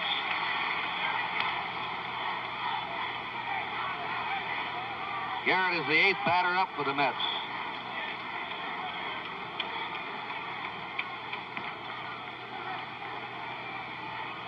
They still have only 1 out. Oh, they're in a great shape right now to do something. And Garrett looks at that fastball on the outside corner. Struck him out, and a big out for Darrell Knowles and the A's. Felix Millan has struck out, grounded out, hit into a force play. Rusty Staub is on deck, the left-hander.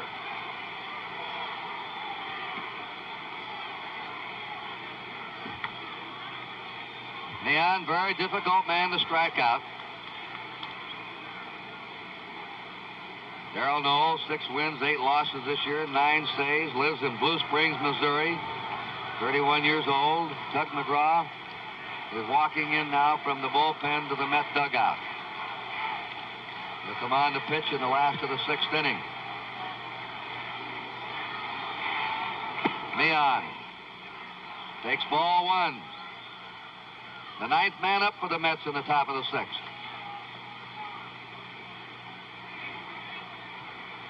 Harrelson at third, Beecham at second.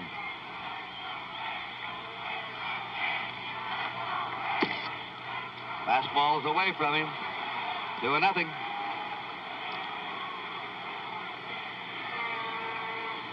John Odom continues to loosen up in the A's bullpen.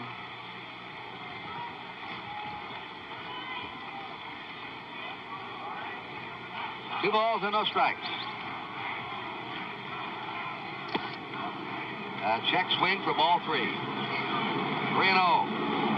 Saw Fosse point to first base as this pitching series started, and now he's going to go ahead and walk him.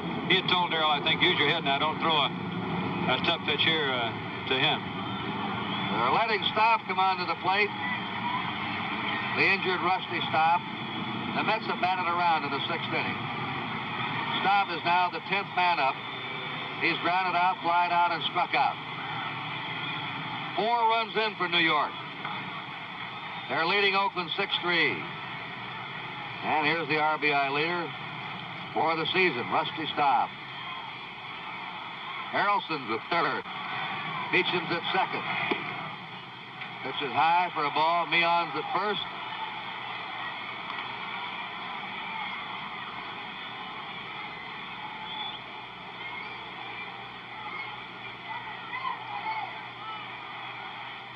One ball, no strikes. He's outside. Knowles having trouble finding the plate. 2-0. Kurt, in the last couple of years, 4 times he's, with the bases loaded, walked in a winning run of a ball game. He has a tough time pitching with the bases loaded, throwing the ball because he's a nibbler up there. Well, that's his situation right now. He has the bases loaded. And he's in with a strike, 2-1 to Rusty Staub.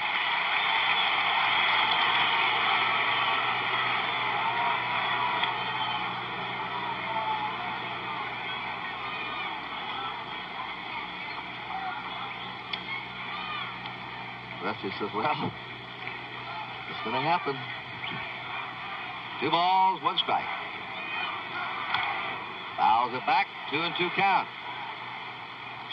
Rusty's changed gloves from last time up. He had a yellow and a blue. He's what we call in the NBC booth a glove changer. He always wears golf gloves in both hands. 2-2.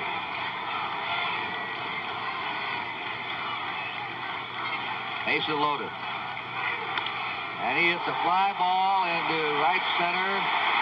Over for it, and making the grab is Reggie Jackson to retire the side. 4 runs in, though, and the Mets lead now 6-3. Now, in the bottom of the 6th, Tug McGraw retired the side, while in the top of the 7th, his counterpart, Darrell Knowles, worked his way out of a 1st and 3rd jam. Now, let's rejoin the action in the bottom of the 7th with 1 out, and the A's trying to come back from a 6-3 deficit. Bert Campaneris has tripled in 3 times. We're at the top of the A's batting order. They shorten up at 1st and 3rd, and McGraw slips the strike across. Mets leading 6-3.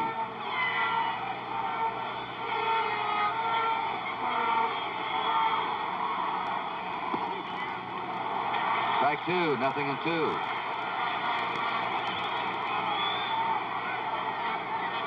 John Odom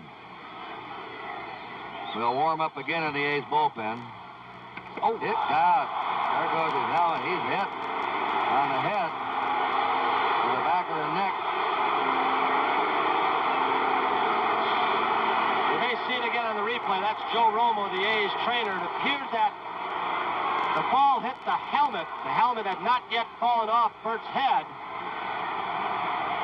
How many times have you and I seen players saved from serious injury by the batting helmets now? I couldn't count them, Curtis. I know Monty has too many times. He appears to be shook up. Williams wants to make sure.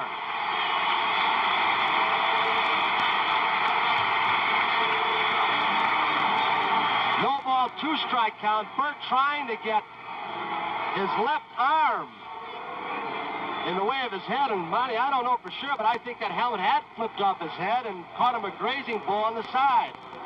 Here's the pitch, a fastball from McGraw. He throws inside on occasion, right off the top of the helmet, fortunately. He hit his helmet. He's on first. Hit by the pitch ball, 1 out. And Joe Rudy up has doubled, singled, bounce to the pitcher. Rudy's driven in a run. Our score, Game 2 of the World Series, 73, 6-3, the New York Mets. Last of the 7th.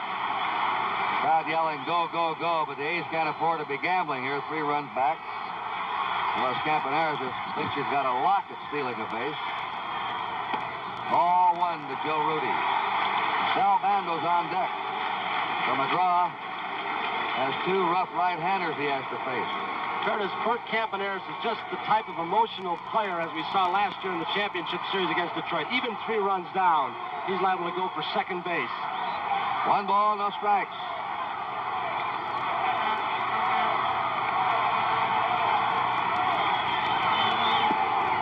A check swing by Rudy. It's ball 2, 2-0. Dick Williams.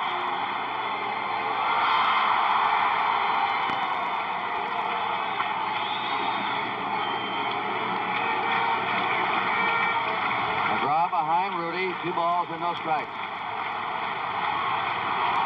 Rudy's being played straight away and deep, way deep in the Mets outfield. 3-0. Look how deep the outfield's going to be playing Rudy. They're just 3 or 4 steps in front of the warning path, Monty. Baltimore had the same kind of setup against Oakland. They had their outfielders very, very deep against several of the players, including Campaneris. Well, they don't want a ball to get over them now. They'd rather have one drop in front of them. George Stone now starting to throw for the Mets. Ball 4. Williams hopes his man can come through. Campaneris at second, Rudy at first, 1 out. Man to the batter. A triple and 3 times up today. Ball 1 by Tug McGraw. I think he's trying to turn that ball over on him, and his screwball's not working right for him. 1 ball, no strike. He likes to feed the right-handers that screwball, breaking away. They try and pull it. They slap it on the ground. Campaneris dancing around in the background. There it is. Pull him on that one. 1 ball, 1 strike. 6-3 Mets. The A's now threatening in the last of the 7th.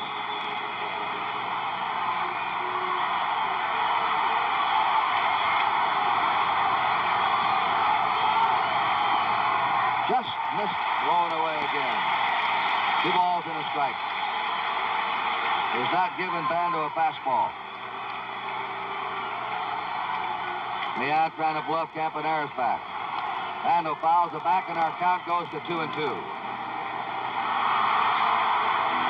That was a pitch Sal wanted. Got it up and in a little bit. A ball he could call up in the strike zone.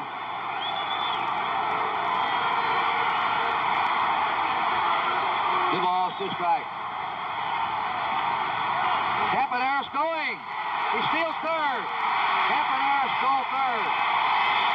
Bando was called out as Campaneris stole third. Well, that's the second out. There's Campaneris on third. That's his second stolen base of the series. Reggie Jackson was struck out, grounded out, and singled. Campaneris stole 3 bases in the playoffs against Baltimore and 2 now in the World Series against the Mets. Jackson, 1 out of 3. 2 out, runners on first and third, and the A's are trailing by 3. And he hits it in the right center. Campaneris scores. Rudy's going to third, and headlong into second is Jackson. He evidently is coming out of his slump. And we now have a 6-4 game.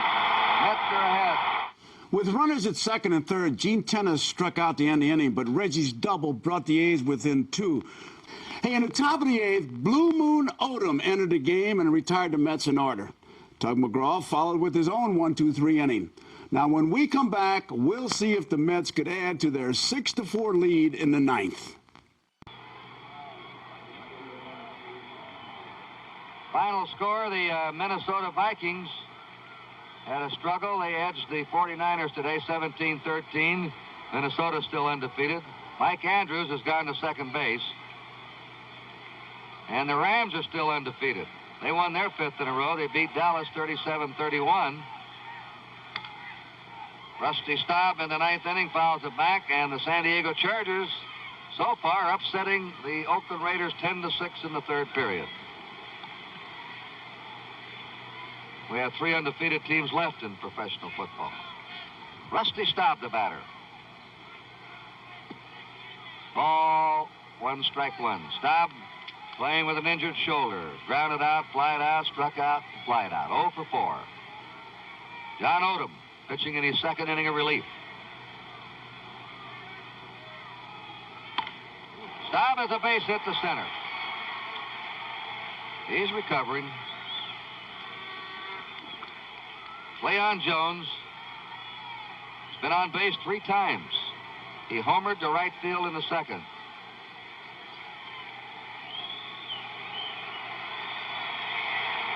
Here's Staub's swing. You can still, he's still favoring that arm. Now, he didn't take that really big swing of his. Willie Mays has gone in a run at first base for Staub. Mays at first, 42 years old as a pinch runner. Received a standing ovation yesterday when he was introduced.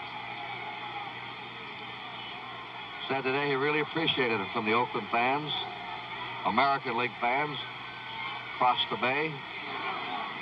Jones has been on 3 times. His tennis holding against Mays. Jones has homered, single, walked, and grounded out. He's had 4 hits in 2 games of this series. A pop-up by Cleon Jones. Backpedaling is Gene Tennis. The foul ball, and he has it, and it's 1 out. You Oakland fans looking to the last of the 9th. Odom, the pitcher, scheduled to lead off. Then to the top of the order, Campaneris and Rudy. John Milner grounded out, flied out, singled, and walked. He scored 1 run.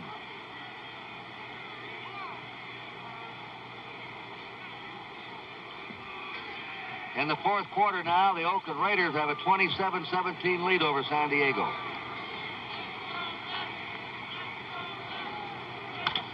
That ball's hit into right field. Willie Mays stumbles. Mays stumbling going into second. Couldn't make the turn to come to third. He lost his footing as he was approaching second base. Boy, here's an unusual thing. One of baseball's all-time greatest base runners had an easy shot going first to third. And right there, he was on the wrong step going around the bag. That's what caused it. He saw that he was off stride to hit the bag, and Willie fell down. All right, that's Mays at second.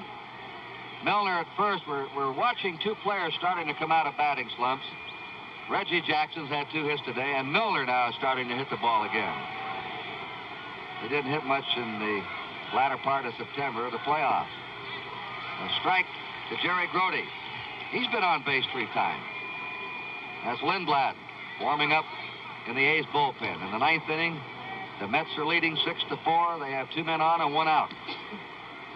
Grody's reached in an error, been hit by a pitch ball and single, and he's popped up. 1 strike, 2 ends. 1-1. Turned it would almost be a typical Willie Mays play. Try to make up for missing third base if they give him a big lead to take off for third here. He's at second. Milner's at first.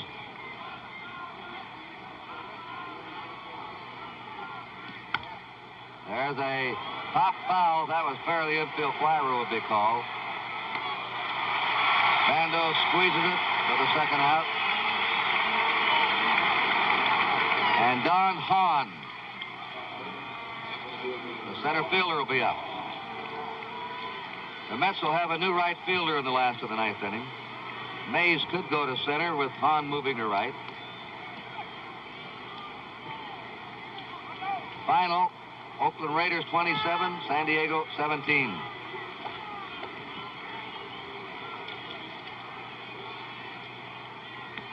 Did a great job on the anthem, Tennessee. Tennessee Ernie Ford, who sang our national anthem today, and he was really with it. 1 ball, no strikes.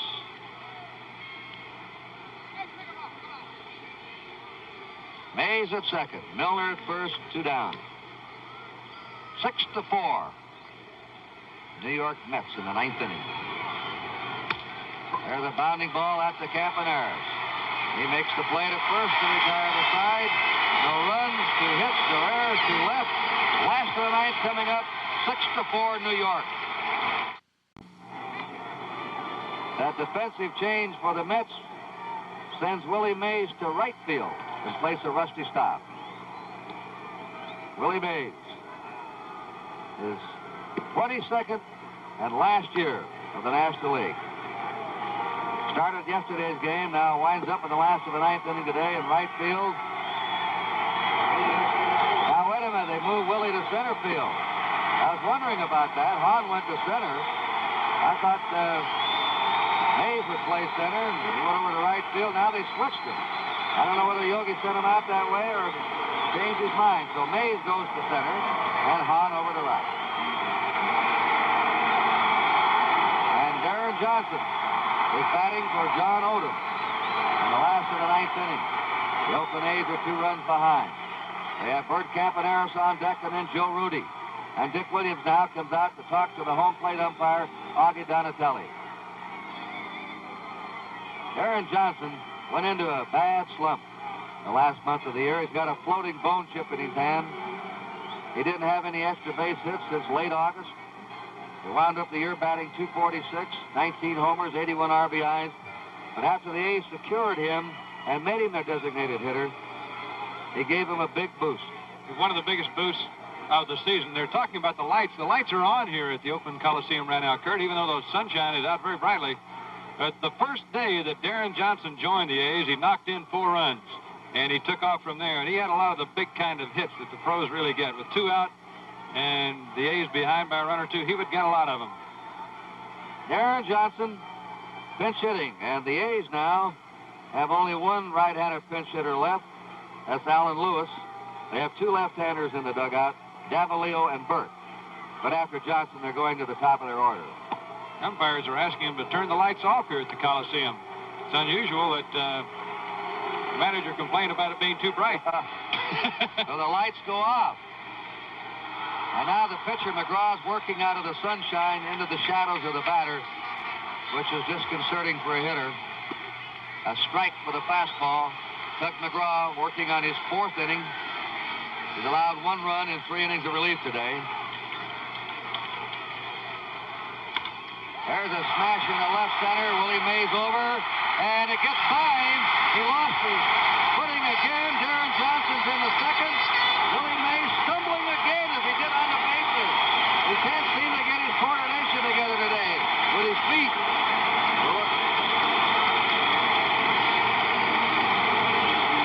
Boy, Kurt, this is the thing that I think all sports fans in all areas hate to see, is a great one playing in his last years having this kind of trouble, standing up and falling down, that kind of thing. We'll have a pinch runner now. The Panamanian Express, Alan Lewis, goes in to run for Darren Johnson. I think the sun bothered Willie. 10 years ago, he would have put that ball in his hip pocket. Underhanded. With blindfolds on him. Right. And a handkerchief. So Darren Johnson, they have scored a double for Darren Johnson. He's replaced by Alan Lewis. Now Barrett has to be worried. The A's have the top of the order up, and the batter Campaneris is the tying run. Alan Lewis, a pinch runner at second.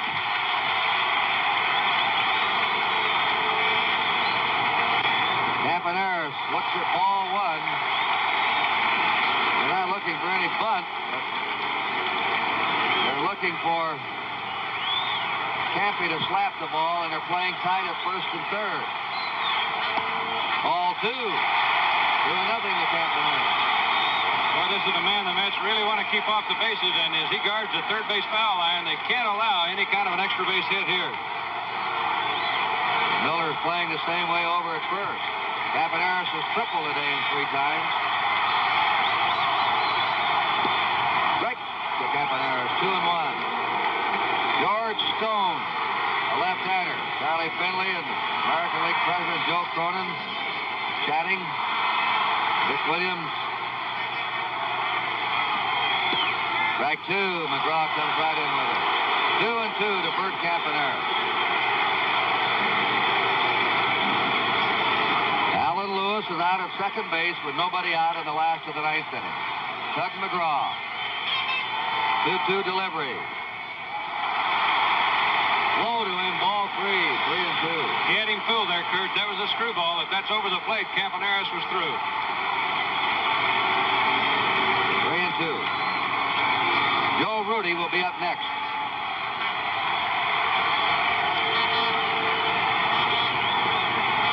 Good shot of that sunshine, and then the ball spinning into the shadows. 3-2 delivery. Took him out. A high pitch, and he got away with it. So struck out his fourth batter in 3 1/3 innings of relief. You can see, Kurt, how hard it is to walk Campaneris. This looked like ball 4, possibly.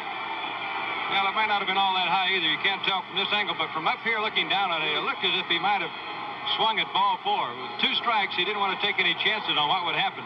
I think the big surprise to me in McGraw's pitching and a lot of the A's is the big strikes he's getting on his fastball, Kurt. Well, he put him down in order in the 6th.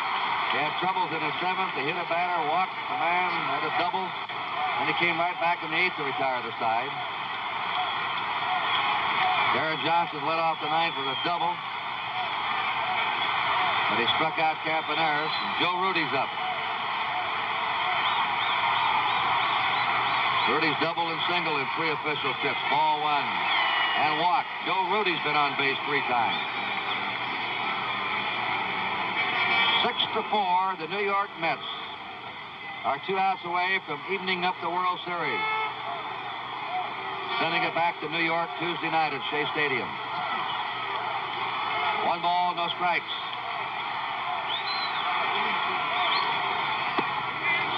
One and one to Rudy. A fastball again. He has really challenged some of these hitters with that. He challenged Tennis twice and struck Bando out with it. You have to have some flair to be a great reliever. McGraw has that flair. 1 ball, 1 strike. Of course, good stuff helps, too. He hits it to 3rd. Dropped by Garrett. Up. He still has time, and he's got him. Garrett kept his presence. He was looking to 2nd to see what Lewis was going to do. Knocked it down. Kept his cool and still made the play. He's right on that foul line, too, Kurt. There's a ball that might have been tough for him if he's off the line. He just took his eyes off the ball, you could see, to see what Lewis was going to do. But he had it in front of him. It was no tough play at all. All right, the A's are down to their last out. Dick Williams doesn't like it. Sal Bando has tripled in 4 times. There's a runner at 2nd. 2 down. The A's are 2 runs behind. George Stone continues to nonchalantly warm up in the Met bullpen in case it would be needed. A ball to Bando. Lewis at 2nd. Doug McGraw, native Californian.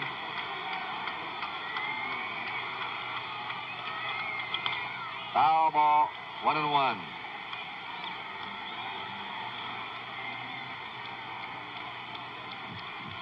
Lewis at 2nd. I think the A's better get used to looking at McGraw. I think they're going to see plenty of him in this series.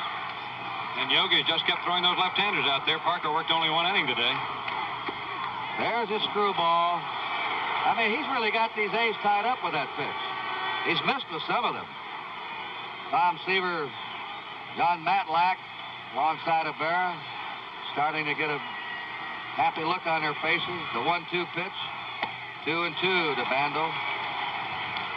McGraw teasing everybody with more suspense. 6-4 Mets, last of the 9th. 2 and 2. Foul back. Right at him with a letter I fastball, and I doubt that Bando sees another one of those. 2 balls, 2 strikes. Lewis leads off 2nd. Didn't miss by much inside. 3 and 2.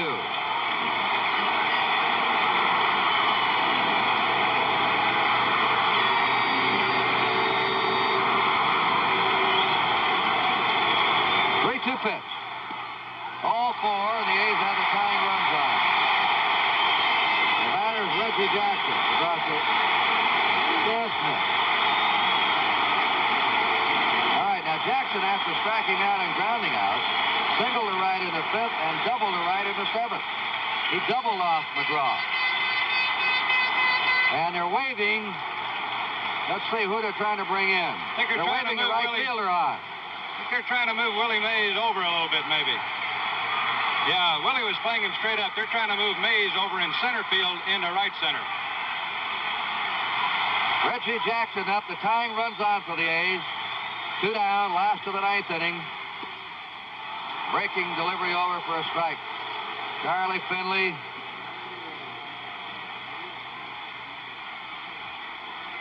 Jackson 2 out of 4.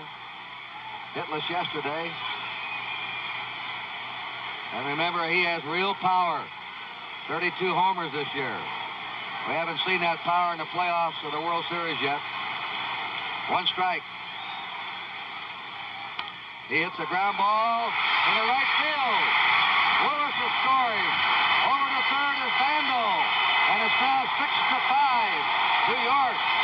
And the A's have the tying run at third, the winning run at first, as Jackson delivers his 3rd hit in a row.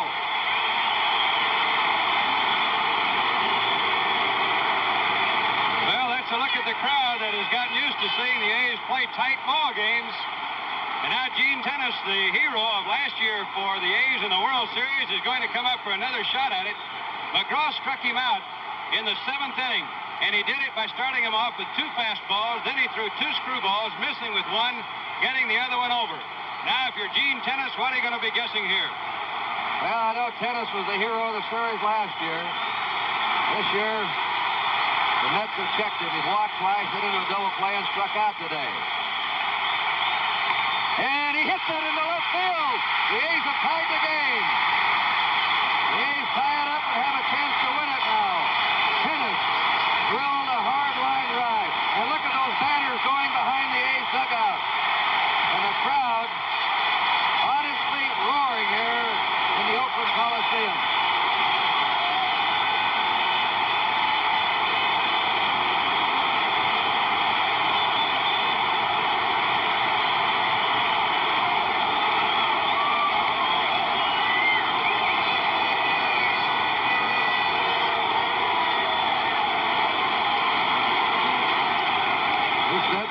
Much noise here in Oakland. All right, Jesus Delusa. Hello to the box. We're going to extra innings. Lou bounces out on the first pitch. The A's tied it in the 9th. They had 2 runs on 3 hits. No errors are left 2. The end of 9. A game 6-6. Injector shavers? The best shave of your life is just ahead. Introducing Track 2 Twin Injector Blades. Twin blades that fit your injector razor.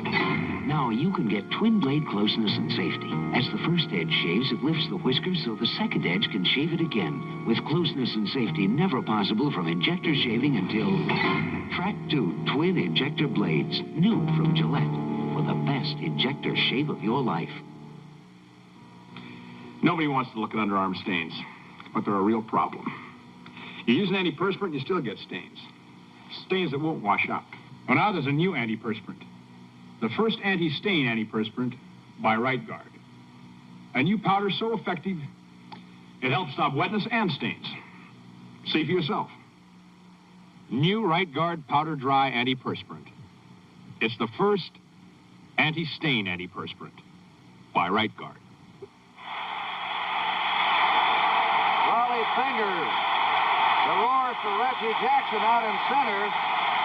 Jackson getting a standing ovation out there from the fans. He acknowledges it. 3 hits in a row today off left-handed pitching. He's going out his first 2 times up. Dick Williams is going over the lineup cards now with the umpire, Augie Donatelli. And Raleigh Fingers, who yesterday went 3 2/3 innings. Yogi Berra saw his club blow that lead in the 9th. 3 1/3 yesterday for Raleigh Fingers. The Mets will have Bud Harrelson leading off. We don't know who'll bat next.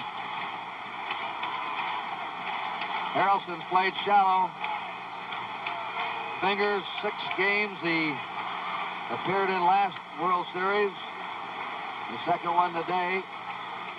Now I think they're asking to turn the lights on now, Kurt.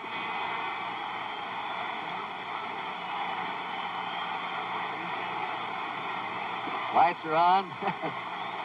Dick Williams went out and talked before the ninth about turning the lights on. They turned them off. The lights are not on. The shadows now are deeper, as you can see. They're gradually creeping toward the pitching mound. Maybe they want these lights on now to cut the shadows. You have to turn the lights on before the start of an inning. Same advantage or disadvantage for both teams, however you want to put it. Dick Williams is trying to find the electrician, I believe. Maybe he has a card. Fingers is in bright sunshine here, but the shadows come on very quickly right out in front of that mound. Doug McCraw is still out on deck. He would be due to bat behind Harrelson.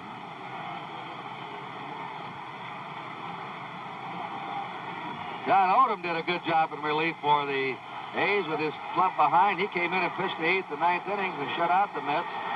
Kept his team close.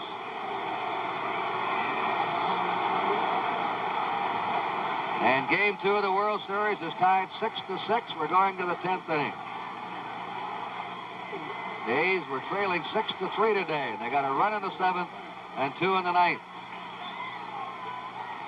The last 8 times that a series game went into extra innings, it was decided in the 10th. No series game has gone more than 10 innings since the Dodgers beat the Yankees 6-5 in 11 innings in 1952. Up on the A's scoreboard, they have a sign, "Go get him, Raleigh." Here are the lights on now. Go get him, Raleigh, as the lights come on. They're trying to get Joe Rudy's attention in left field. Irv Norton, you saw there a minute ago waving. That's at whom they were waving. They're trying to get him in for Harrelson. All right, Bud Harrelson. 1 hit in 4 times. Played shallow toward left. Bando. In close to third. It's a strike. Raleigh Fingers yesterday.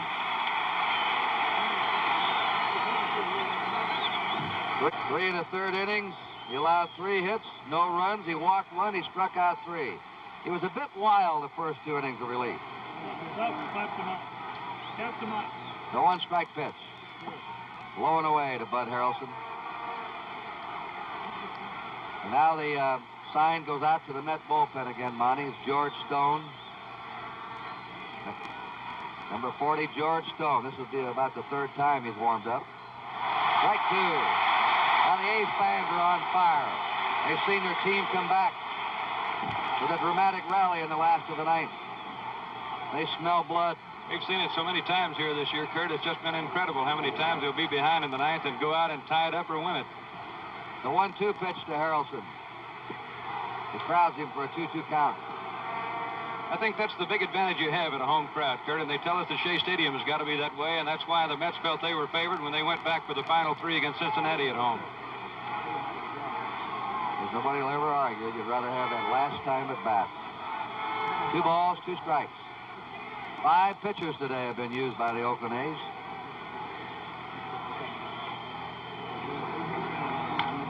There's a shot by Campaneris in the center field.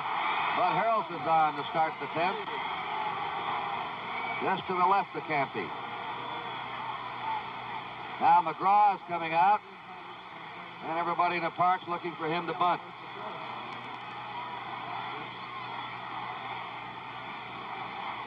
I would imagine that right here, here's the pitch. You can see where it was on Harrelson. It was about waist high right down the middle, and he just hit it out of the reach of Campaneris.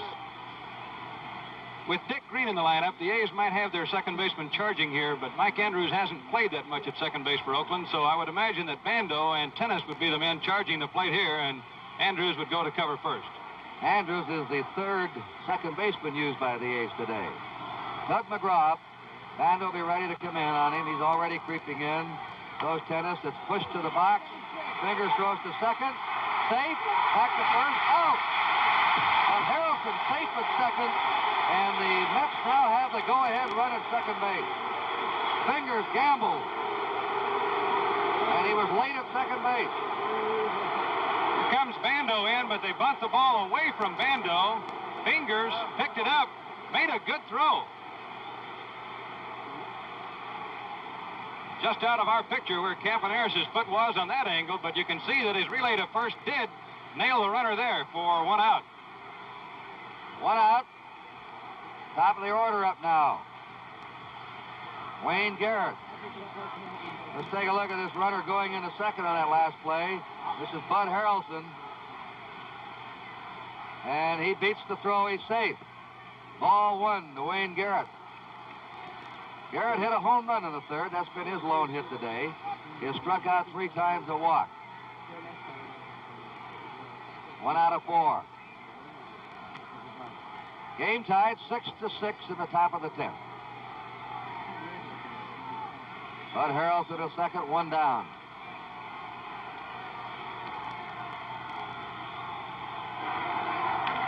Downing ball to first base. Bad hop. Tennis flips the fingers. Safe! Fingers off the bag. Fingers was not on the bag. The ball nearly hopped over Tennis's head on a bad hop. Fingers came over on a high throw. His feet were not on the bag. Here it is again. You see it take a terrible hop over Gene Tennis, and he made a fine play just getting to it. Well, looks like it might have hit the bag. Might have hit the front of the bag. Fine play by Tennis right here, but now he's got to toss it to Fingers. And his foot is off the bag as he went up to catch it. I'd like to see the finish of that. Neon now has gone hitless in 4 times. The A's have the infield drawn in. With 1 out, runners on first and third. Ball, look out. Boy, coming up was Harrelson. Somebody missed a sign. They missed a sign, and I thought Fosse had a chance to pick him off. Harrelson was really coming up, and it appeared as if they had the squeeze on, but not the suicide squeeze. Now Bando and Mike Andrews, the second baseman, he wants to counsel him. Bando looks to the A's dugout to get a sign. How do you want to play? That's the signals they use. Monty can explain that to you. Right, the A's have a series of signs, and Bando always flicks them, and he'll use his shirt or his head. On the coverage plays, they use their shirt, and on trick plays, Bando uses his head, his ears, nose, mouth. 1 ball, no strikes to Felix Meon. Runners on first and third for the Mets. There's a smash foul down the right field line.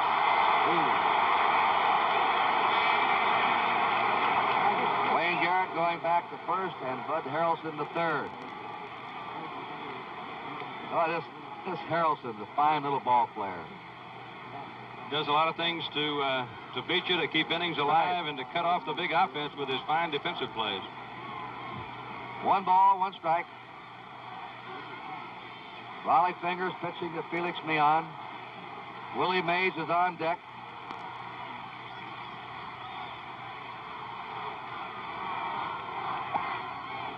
Ball 2, strike 1. 2-1. 2 runners again. Mays intently watching from the on-deck circle.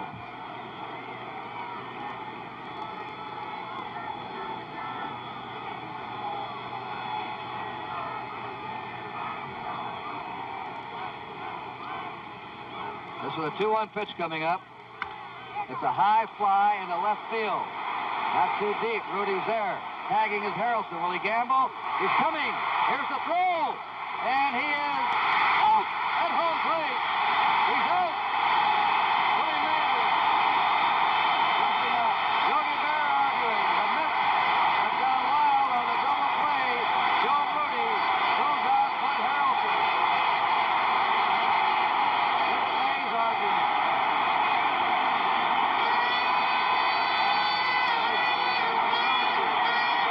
Here it is, Monty. Here it is. Harrelson was going to go all the way. The throw from Rudy, who is a fine thrower, got to Fosse. The question is, did Fosse tag him? He's got it in plenty of time to tag him. He might have missed him right there. You can't tell with this angle, but he definitely had a shot at him. Let's look at this angle now. Rudy lets it go. A great throw by Rudy. Coming in. Fosse has it now, reaches for it, and it appears that he missed him. Hey, look at the position of the umpire here, Kurt. He's lying down on the ground. Look at this. He really wants to get a look at it. Look at Willie Mays saying, no! it go. A great throw by Rudy. Coming in. Fosse has it now, reaches for it, and it appears that he missed it. Hey, look at the position of the umpire here, Kurt. He's lying down on the ground. Look at this. He really wants to get a look at it. Look at Willie Mays saying, no! Right down there with the umpire.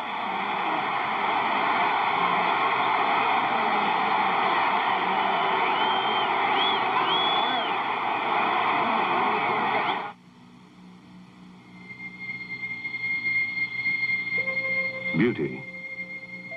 We do not always agree on its definition. But if beauty can be grace, spirit, dignity, and strength, then surely many will consider this truly beautiful. The 1974 Imperial LeBaron. Some will find beauty in the precision of LeBaron's design and assembly. For others, it will lie in things of touch and texture, of convenience and comfort. Ultimately, only you may decide if all this fits your own personal definition of beauty. If so, then we welcome you to Imperial LeBaron, a proud new generation of luxury motor car from Chrysler. See what you fans think of this play. This will be discussed all night tonight. Here's Bud Harrelson coming in on the fly ball, the shallow left. Rudy's making his throw now to the plate, to Fosse. And it appears to us on this rerun that he is not tagged. Fosse reaching out on that rerun from that angle definitely looked like he missed him. But here's the last of the 10th.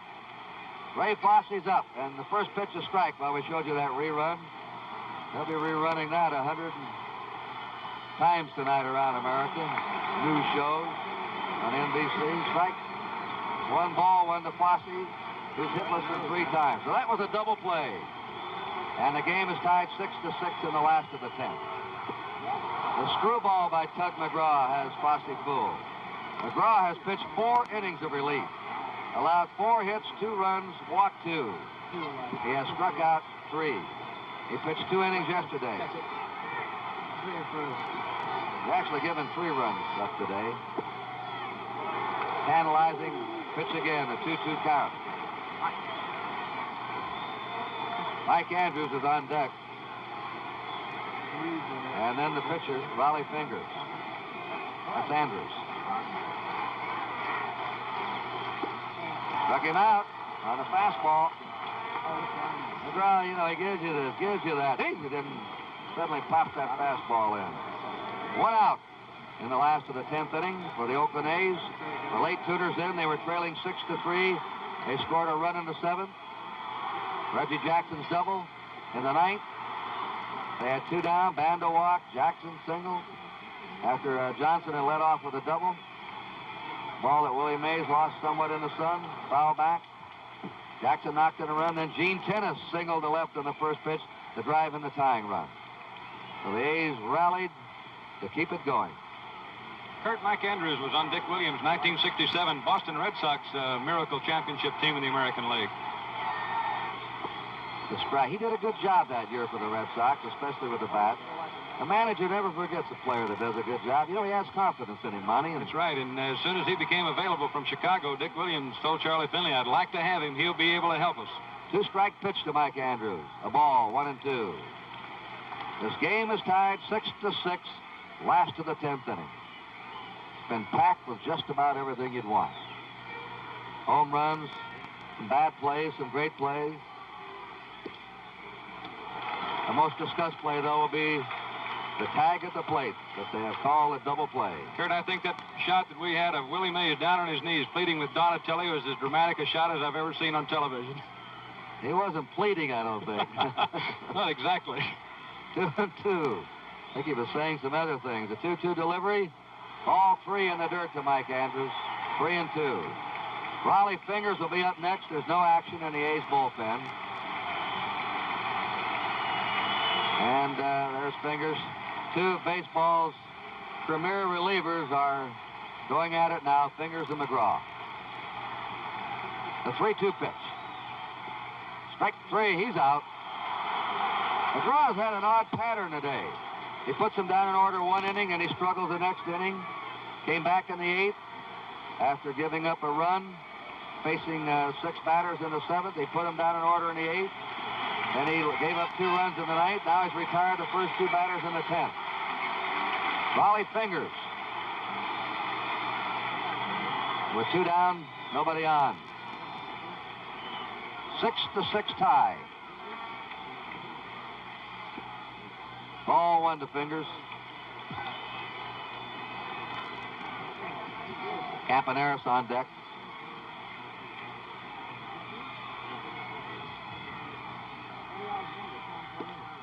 One ball, 1 strike. If we go to the 11th, there's Campaneris. Mays, Jones, and Milner will be up for the Mets. And Monty Moore will be telling you about it. A 1-1 pitch. 2-1. 2 balls, 1 strike.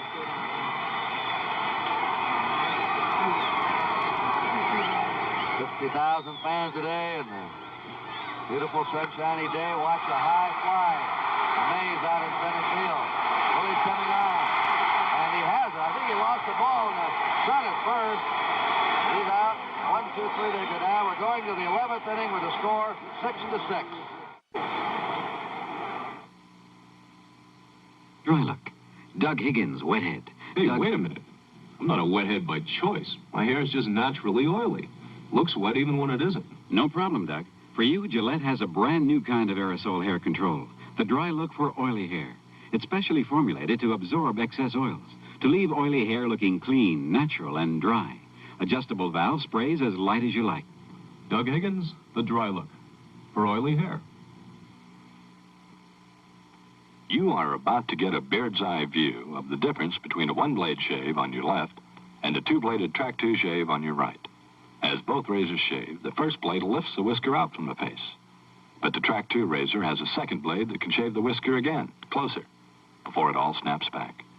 Even with 2 strokes, no 1-blade razor can make that statement. And the track 2 is safer because the blades are recessed. The Gillette Track 2 razor, the first razor with 2 blades. We pause now for station identification. Mom may remarry, and Stanley demands to meet her boyfriend on Lots of Luck tomorrow night.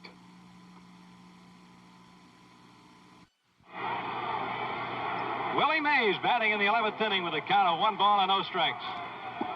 Ball 2. Ronnie, it's interesting. Tony Kubek has come back upstairs. He was down on the field preparing for some post-game interviews if we had time. Did you hear anything down there interesting on that tag at the plate? I did overhear something, and I saw 3 angles on the replay, which it was difficult to tell on, but I did overhear Fosse saying to his own players, I think I brushed him. With the ball or the shoulder? 2-0 on Willie Mays. Fouled off, and you know Willie's trying to hit one downtown here.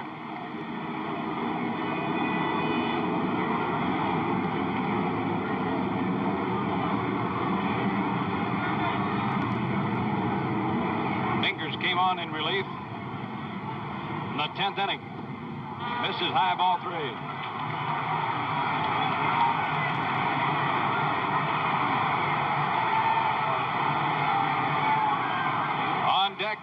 Jones. Paul Lindblad goes to work in the Oakland bullpen. Willie pops it up. It's right out in front of the plate, and Raleigh Fingers is calling for Gene Tennis to make the play on it. He staggered around a little bit and caught it. That couldn't have been lost in the sun.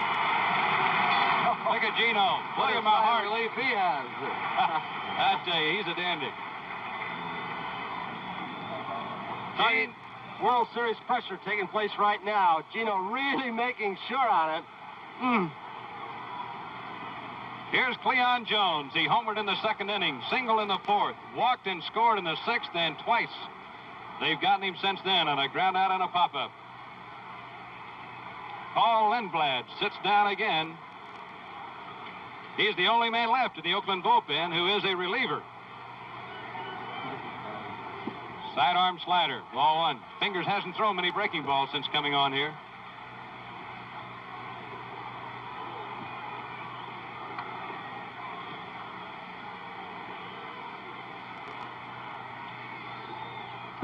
Breaking ball, strike call. Fingers' breaking ball is a hard slider, but it's a big breaking slider. He'll throw it either over the top or from the side.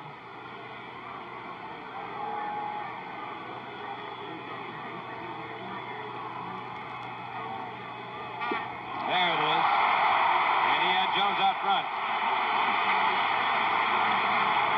The men who manage Major League Baseball teams have got to have some pretty tough boilers, particularly going through a 5-game playoffs. The Mets, of course, had that tough last week just to win the division.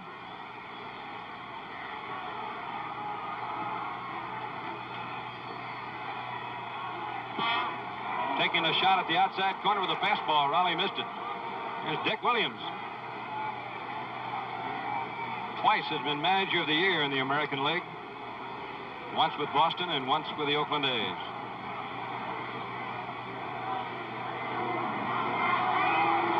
It hit him. Raleigh dropped down sidearm and hit Cleon Jones with a breaking ball. Look at it again. Early in the ball game, we had an important pitch thrown by the opposing relief pitcher, Tug McGraw, which may have been a big pitch and had kept the A's in this ball game to go in the extra inning. That was the one with 2 strikes at first that hit Campaneris off the helmet.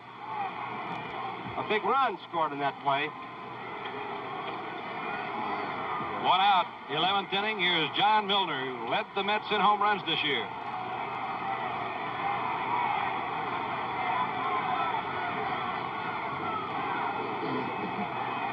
That umpire looking in, American League umpire Jerry Neudecker.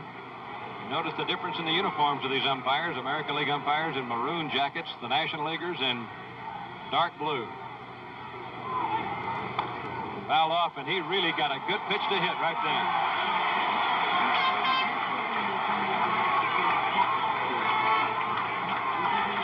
Scores tied at 6 apiece after 2 out.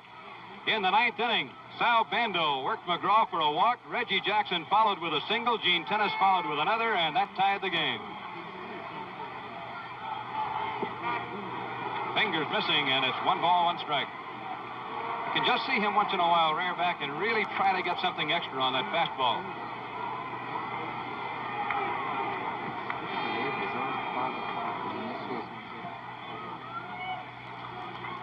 The outfielders are all deep. Jackson, the center fielder, shaded just a bit towards right center field for Milner. Foul ball.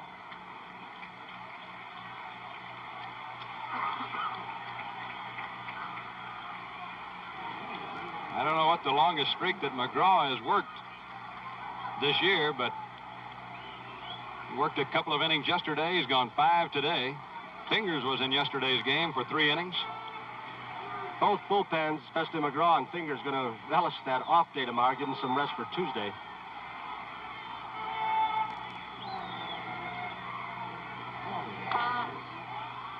Milner's really trying to jerk one here. He's been on top of those last 2 pitches.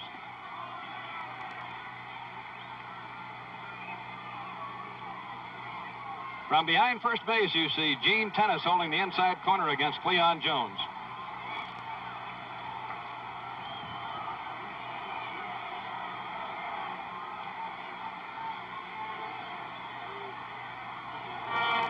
Breaking ball. He tried the give-up pitch then and missed outside, says the plate umpire. That was that little subtle motion with the left hand. The give-up pitch is one where they're ahead of the batter. They started off outside to make it look as if it's going to be way outside. The batter will give up on it. It just keeps turning and hits that outside corner. Raleigh thought he had it.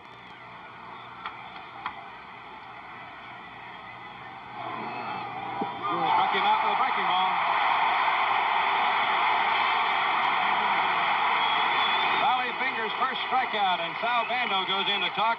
And what he's going to remind Raleigh Fingers of here is to keep the ball down on Jerry Grody, because this player has some power.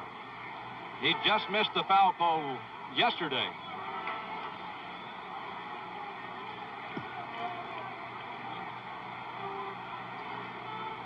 The A's 6, the Mets 6, 11th inning of game number 2 being played at the Oakland Coliseum.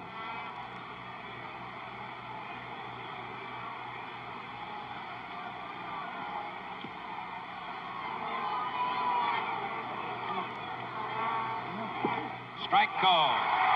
Good live fastball.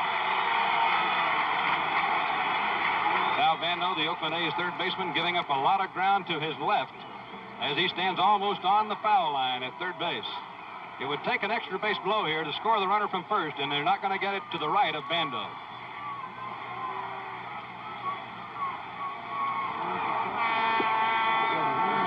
Raleigh missing outside. It's 1 ball, 1 strike. This is a must game for the Mets. They're having that lead. They let this one get away. Down 2 games. Put them in a tough spot, even though they're going home. They're going home. They've got their 2 aces to go those next 2 games. Seaver and Matlack. Breaking ball. Just missed. Boy, Finger's slider's really breaking a long ways, and he's missing awfully close on some of it. Breaking so much. There's Yogi Berra, the only other man to win a pennant both the National and the American League. The other, Joe McCarthy. It's breaking almost as big as a flat curveball of these right-handers. Bigger than the slider, as you normally call a slider. Back to the fastball. He missed outside with it. He's gone to 3-1 count now on a batter that he didn't want to have to get behind. When Fingers gets in trouble with that breaking ball, it's when he hangs it on the inside to the right-hand batter. Because the batter's first reaction is to bail out just a little bit. See if Jones goes on a 3-1 count here. He's not going. Line drive left field. It's a base hit. Jones goes to second as Rudy picks the ball up, and now the Mets have a man in scoring position, and Don Hahn comes up.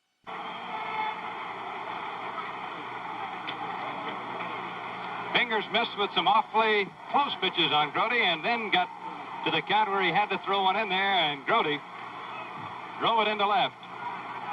Hahn got a base hit that knocked in a run in the 6th inning. It was a top roller down the third base line with the bases loaded off Horacio Pena.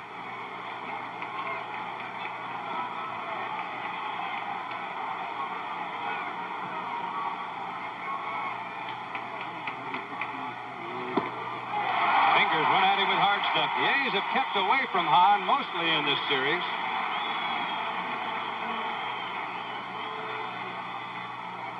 Fingers went after him that time. About to the middle of the plate, but up high, looking at the runners. At second, Jones, and at first, Grote. 2 down in the 11th. The A's will have the top of their batting order up in the last of the 11th.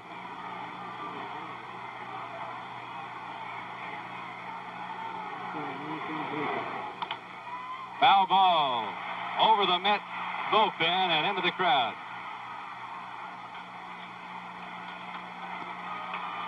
Jones goes back to second base.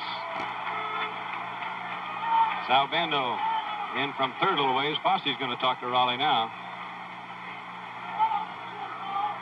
2 strikes on this hitter. They don't want to make a mistake right here. They can afford to really shoot for the corners. Little reminder, don't lose your concentration in this situation.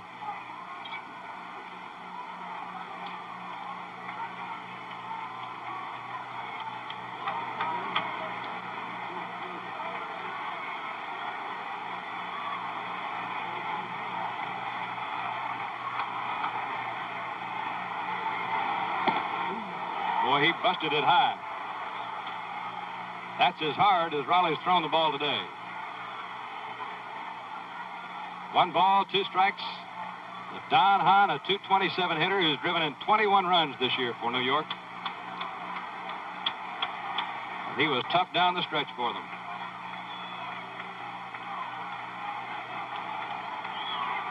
Back to the curveball. It's hit on the ground at Campaneris. He's going to go to first base. Got him. We go to the last half of the 11th inning. The score, the Mets 6 and the A's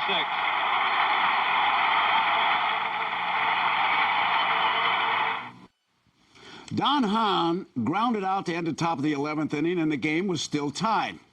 Unfortunately, as sometimes happens with 25-year-old footage, the final inning of the original broadcast of this game has been lost. Now, what we have found are selected highlights. And now, a World Series finish you won't want to miss. Harrelson doubles, and McGraw's sacrifice attempt pops over the head of hard-charging Sal Bando, and the Mets have runners on first and third. Raleigh Fingers recovers to get 2 outs, and it's all up to Willie Mays.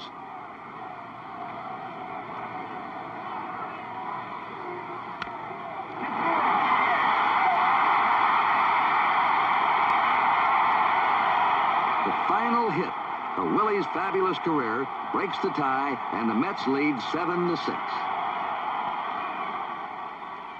Paul Lindblad looks for the third out with John Milner at the plate. As Milner's bouncer goes through the legs of second baseman Mike Andrews, McGraw and Mays come home, and the Mets now have a 3-run advantage. The strange saga of Mike Andrews is just beginning. Jerry Grody is ruled safe on this play with another error charged to Andrews for a wide throw pulling tennis off first. Late afternoon shadows mixed with sunshine combine to hide yet another fly ball. Mays can't locate it, and it's a leadoff triple for Reggie Jackson.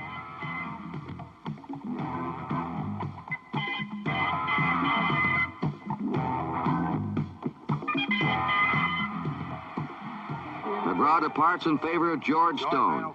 Stone becomes the 11th pitcher of the day, tying a World Series record. Stone finally settles the issue after Jesus Alou singles Jackson home, and the Mets escape with a wild and woolly 10-7 victory accomplished in a mere 4 hours and 13 minutes.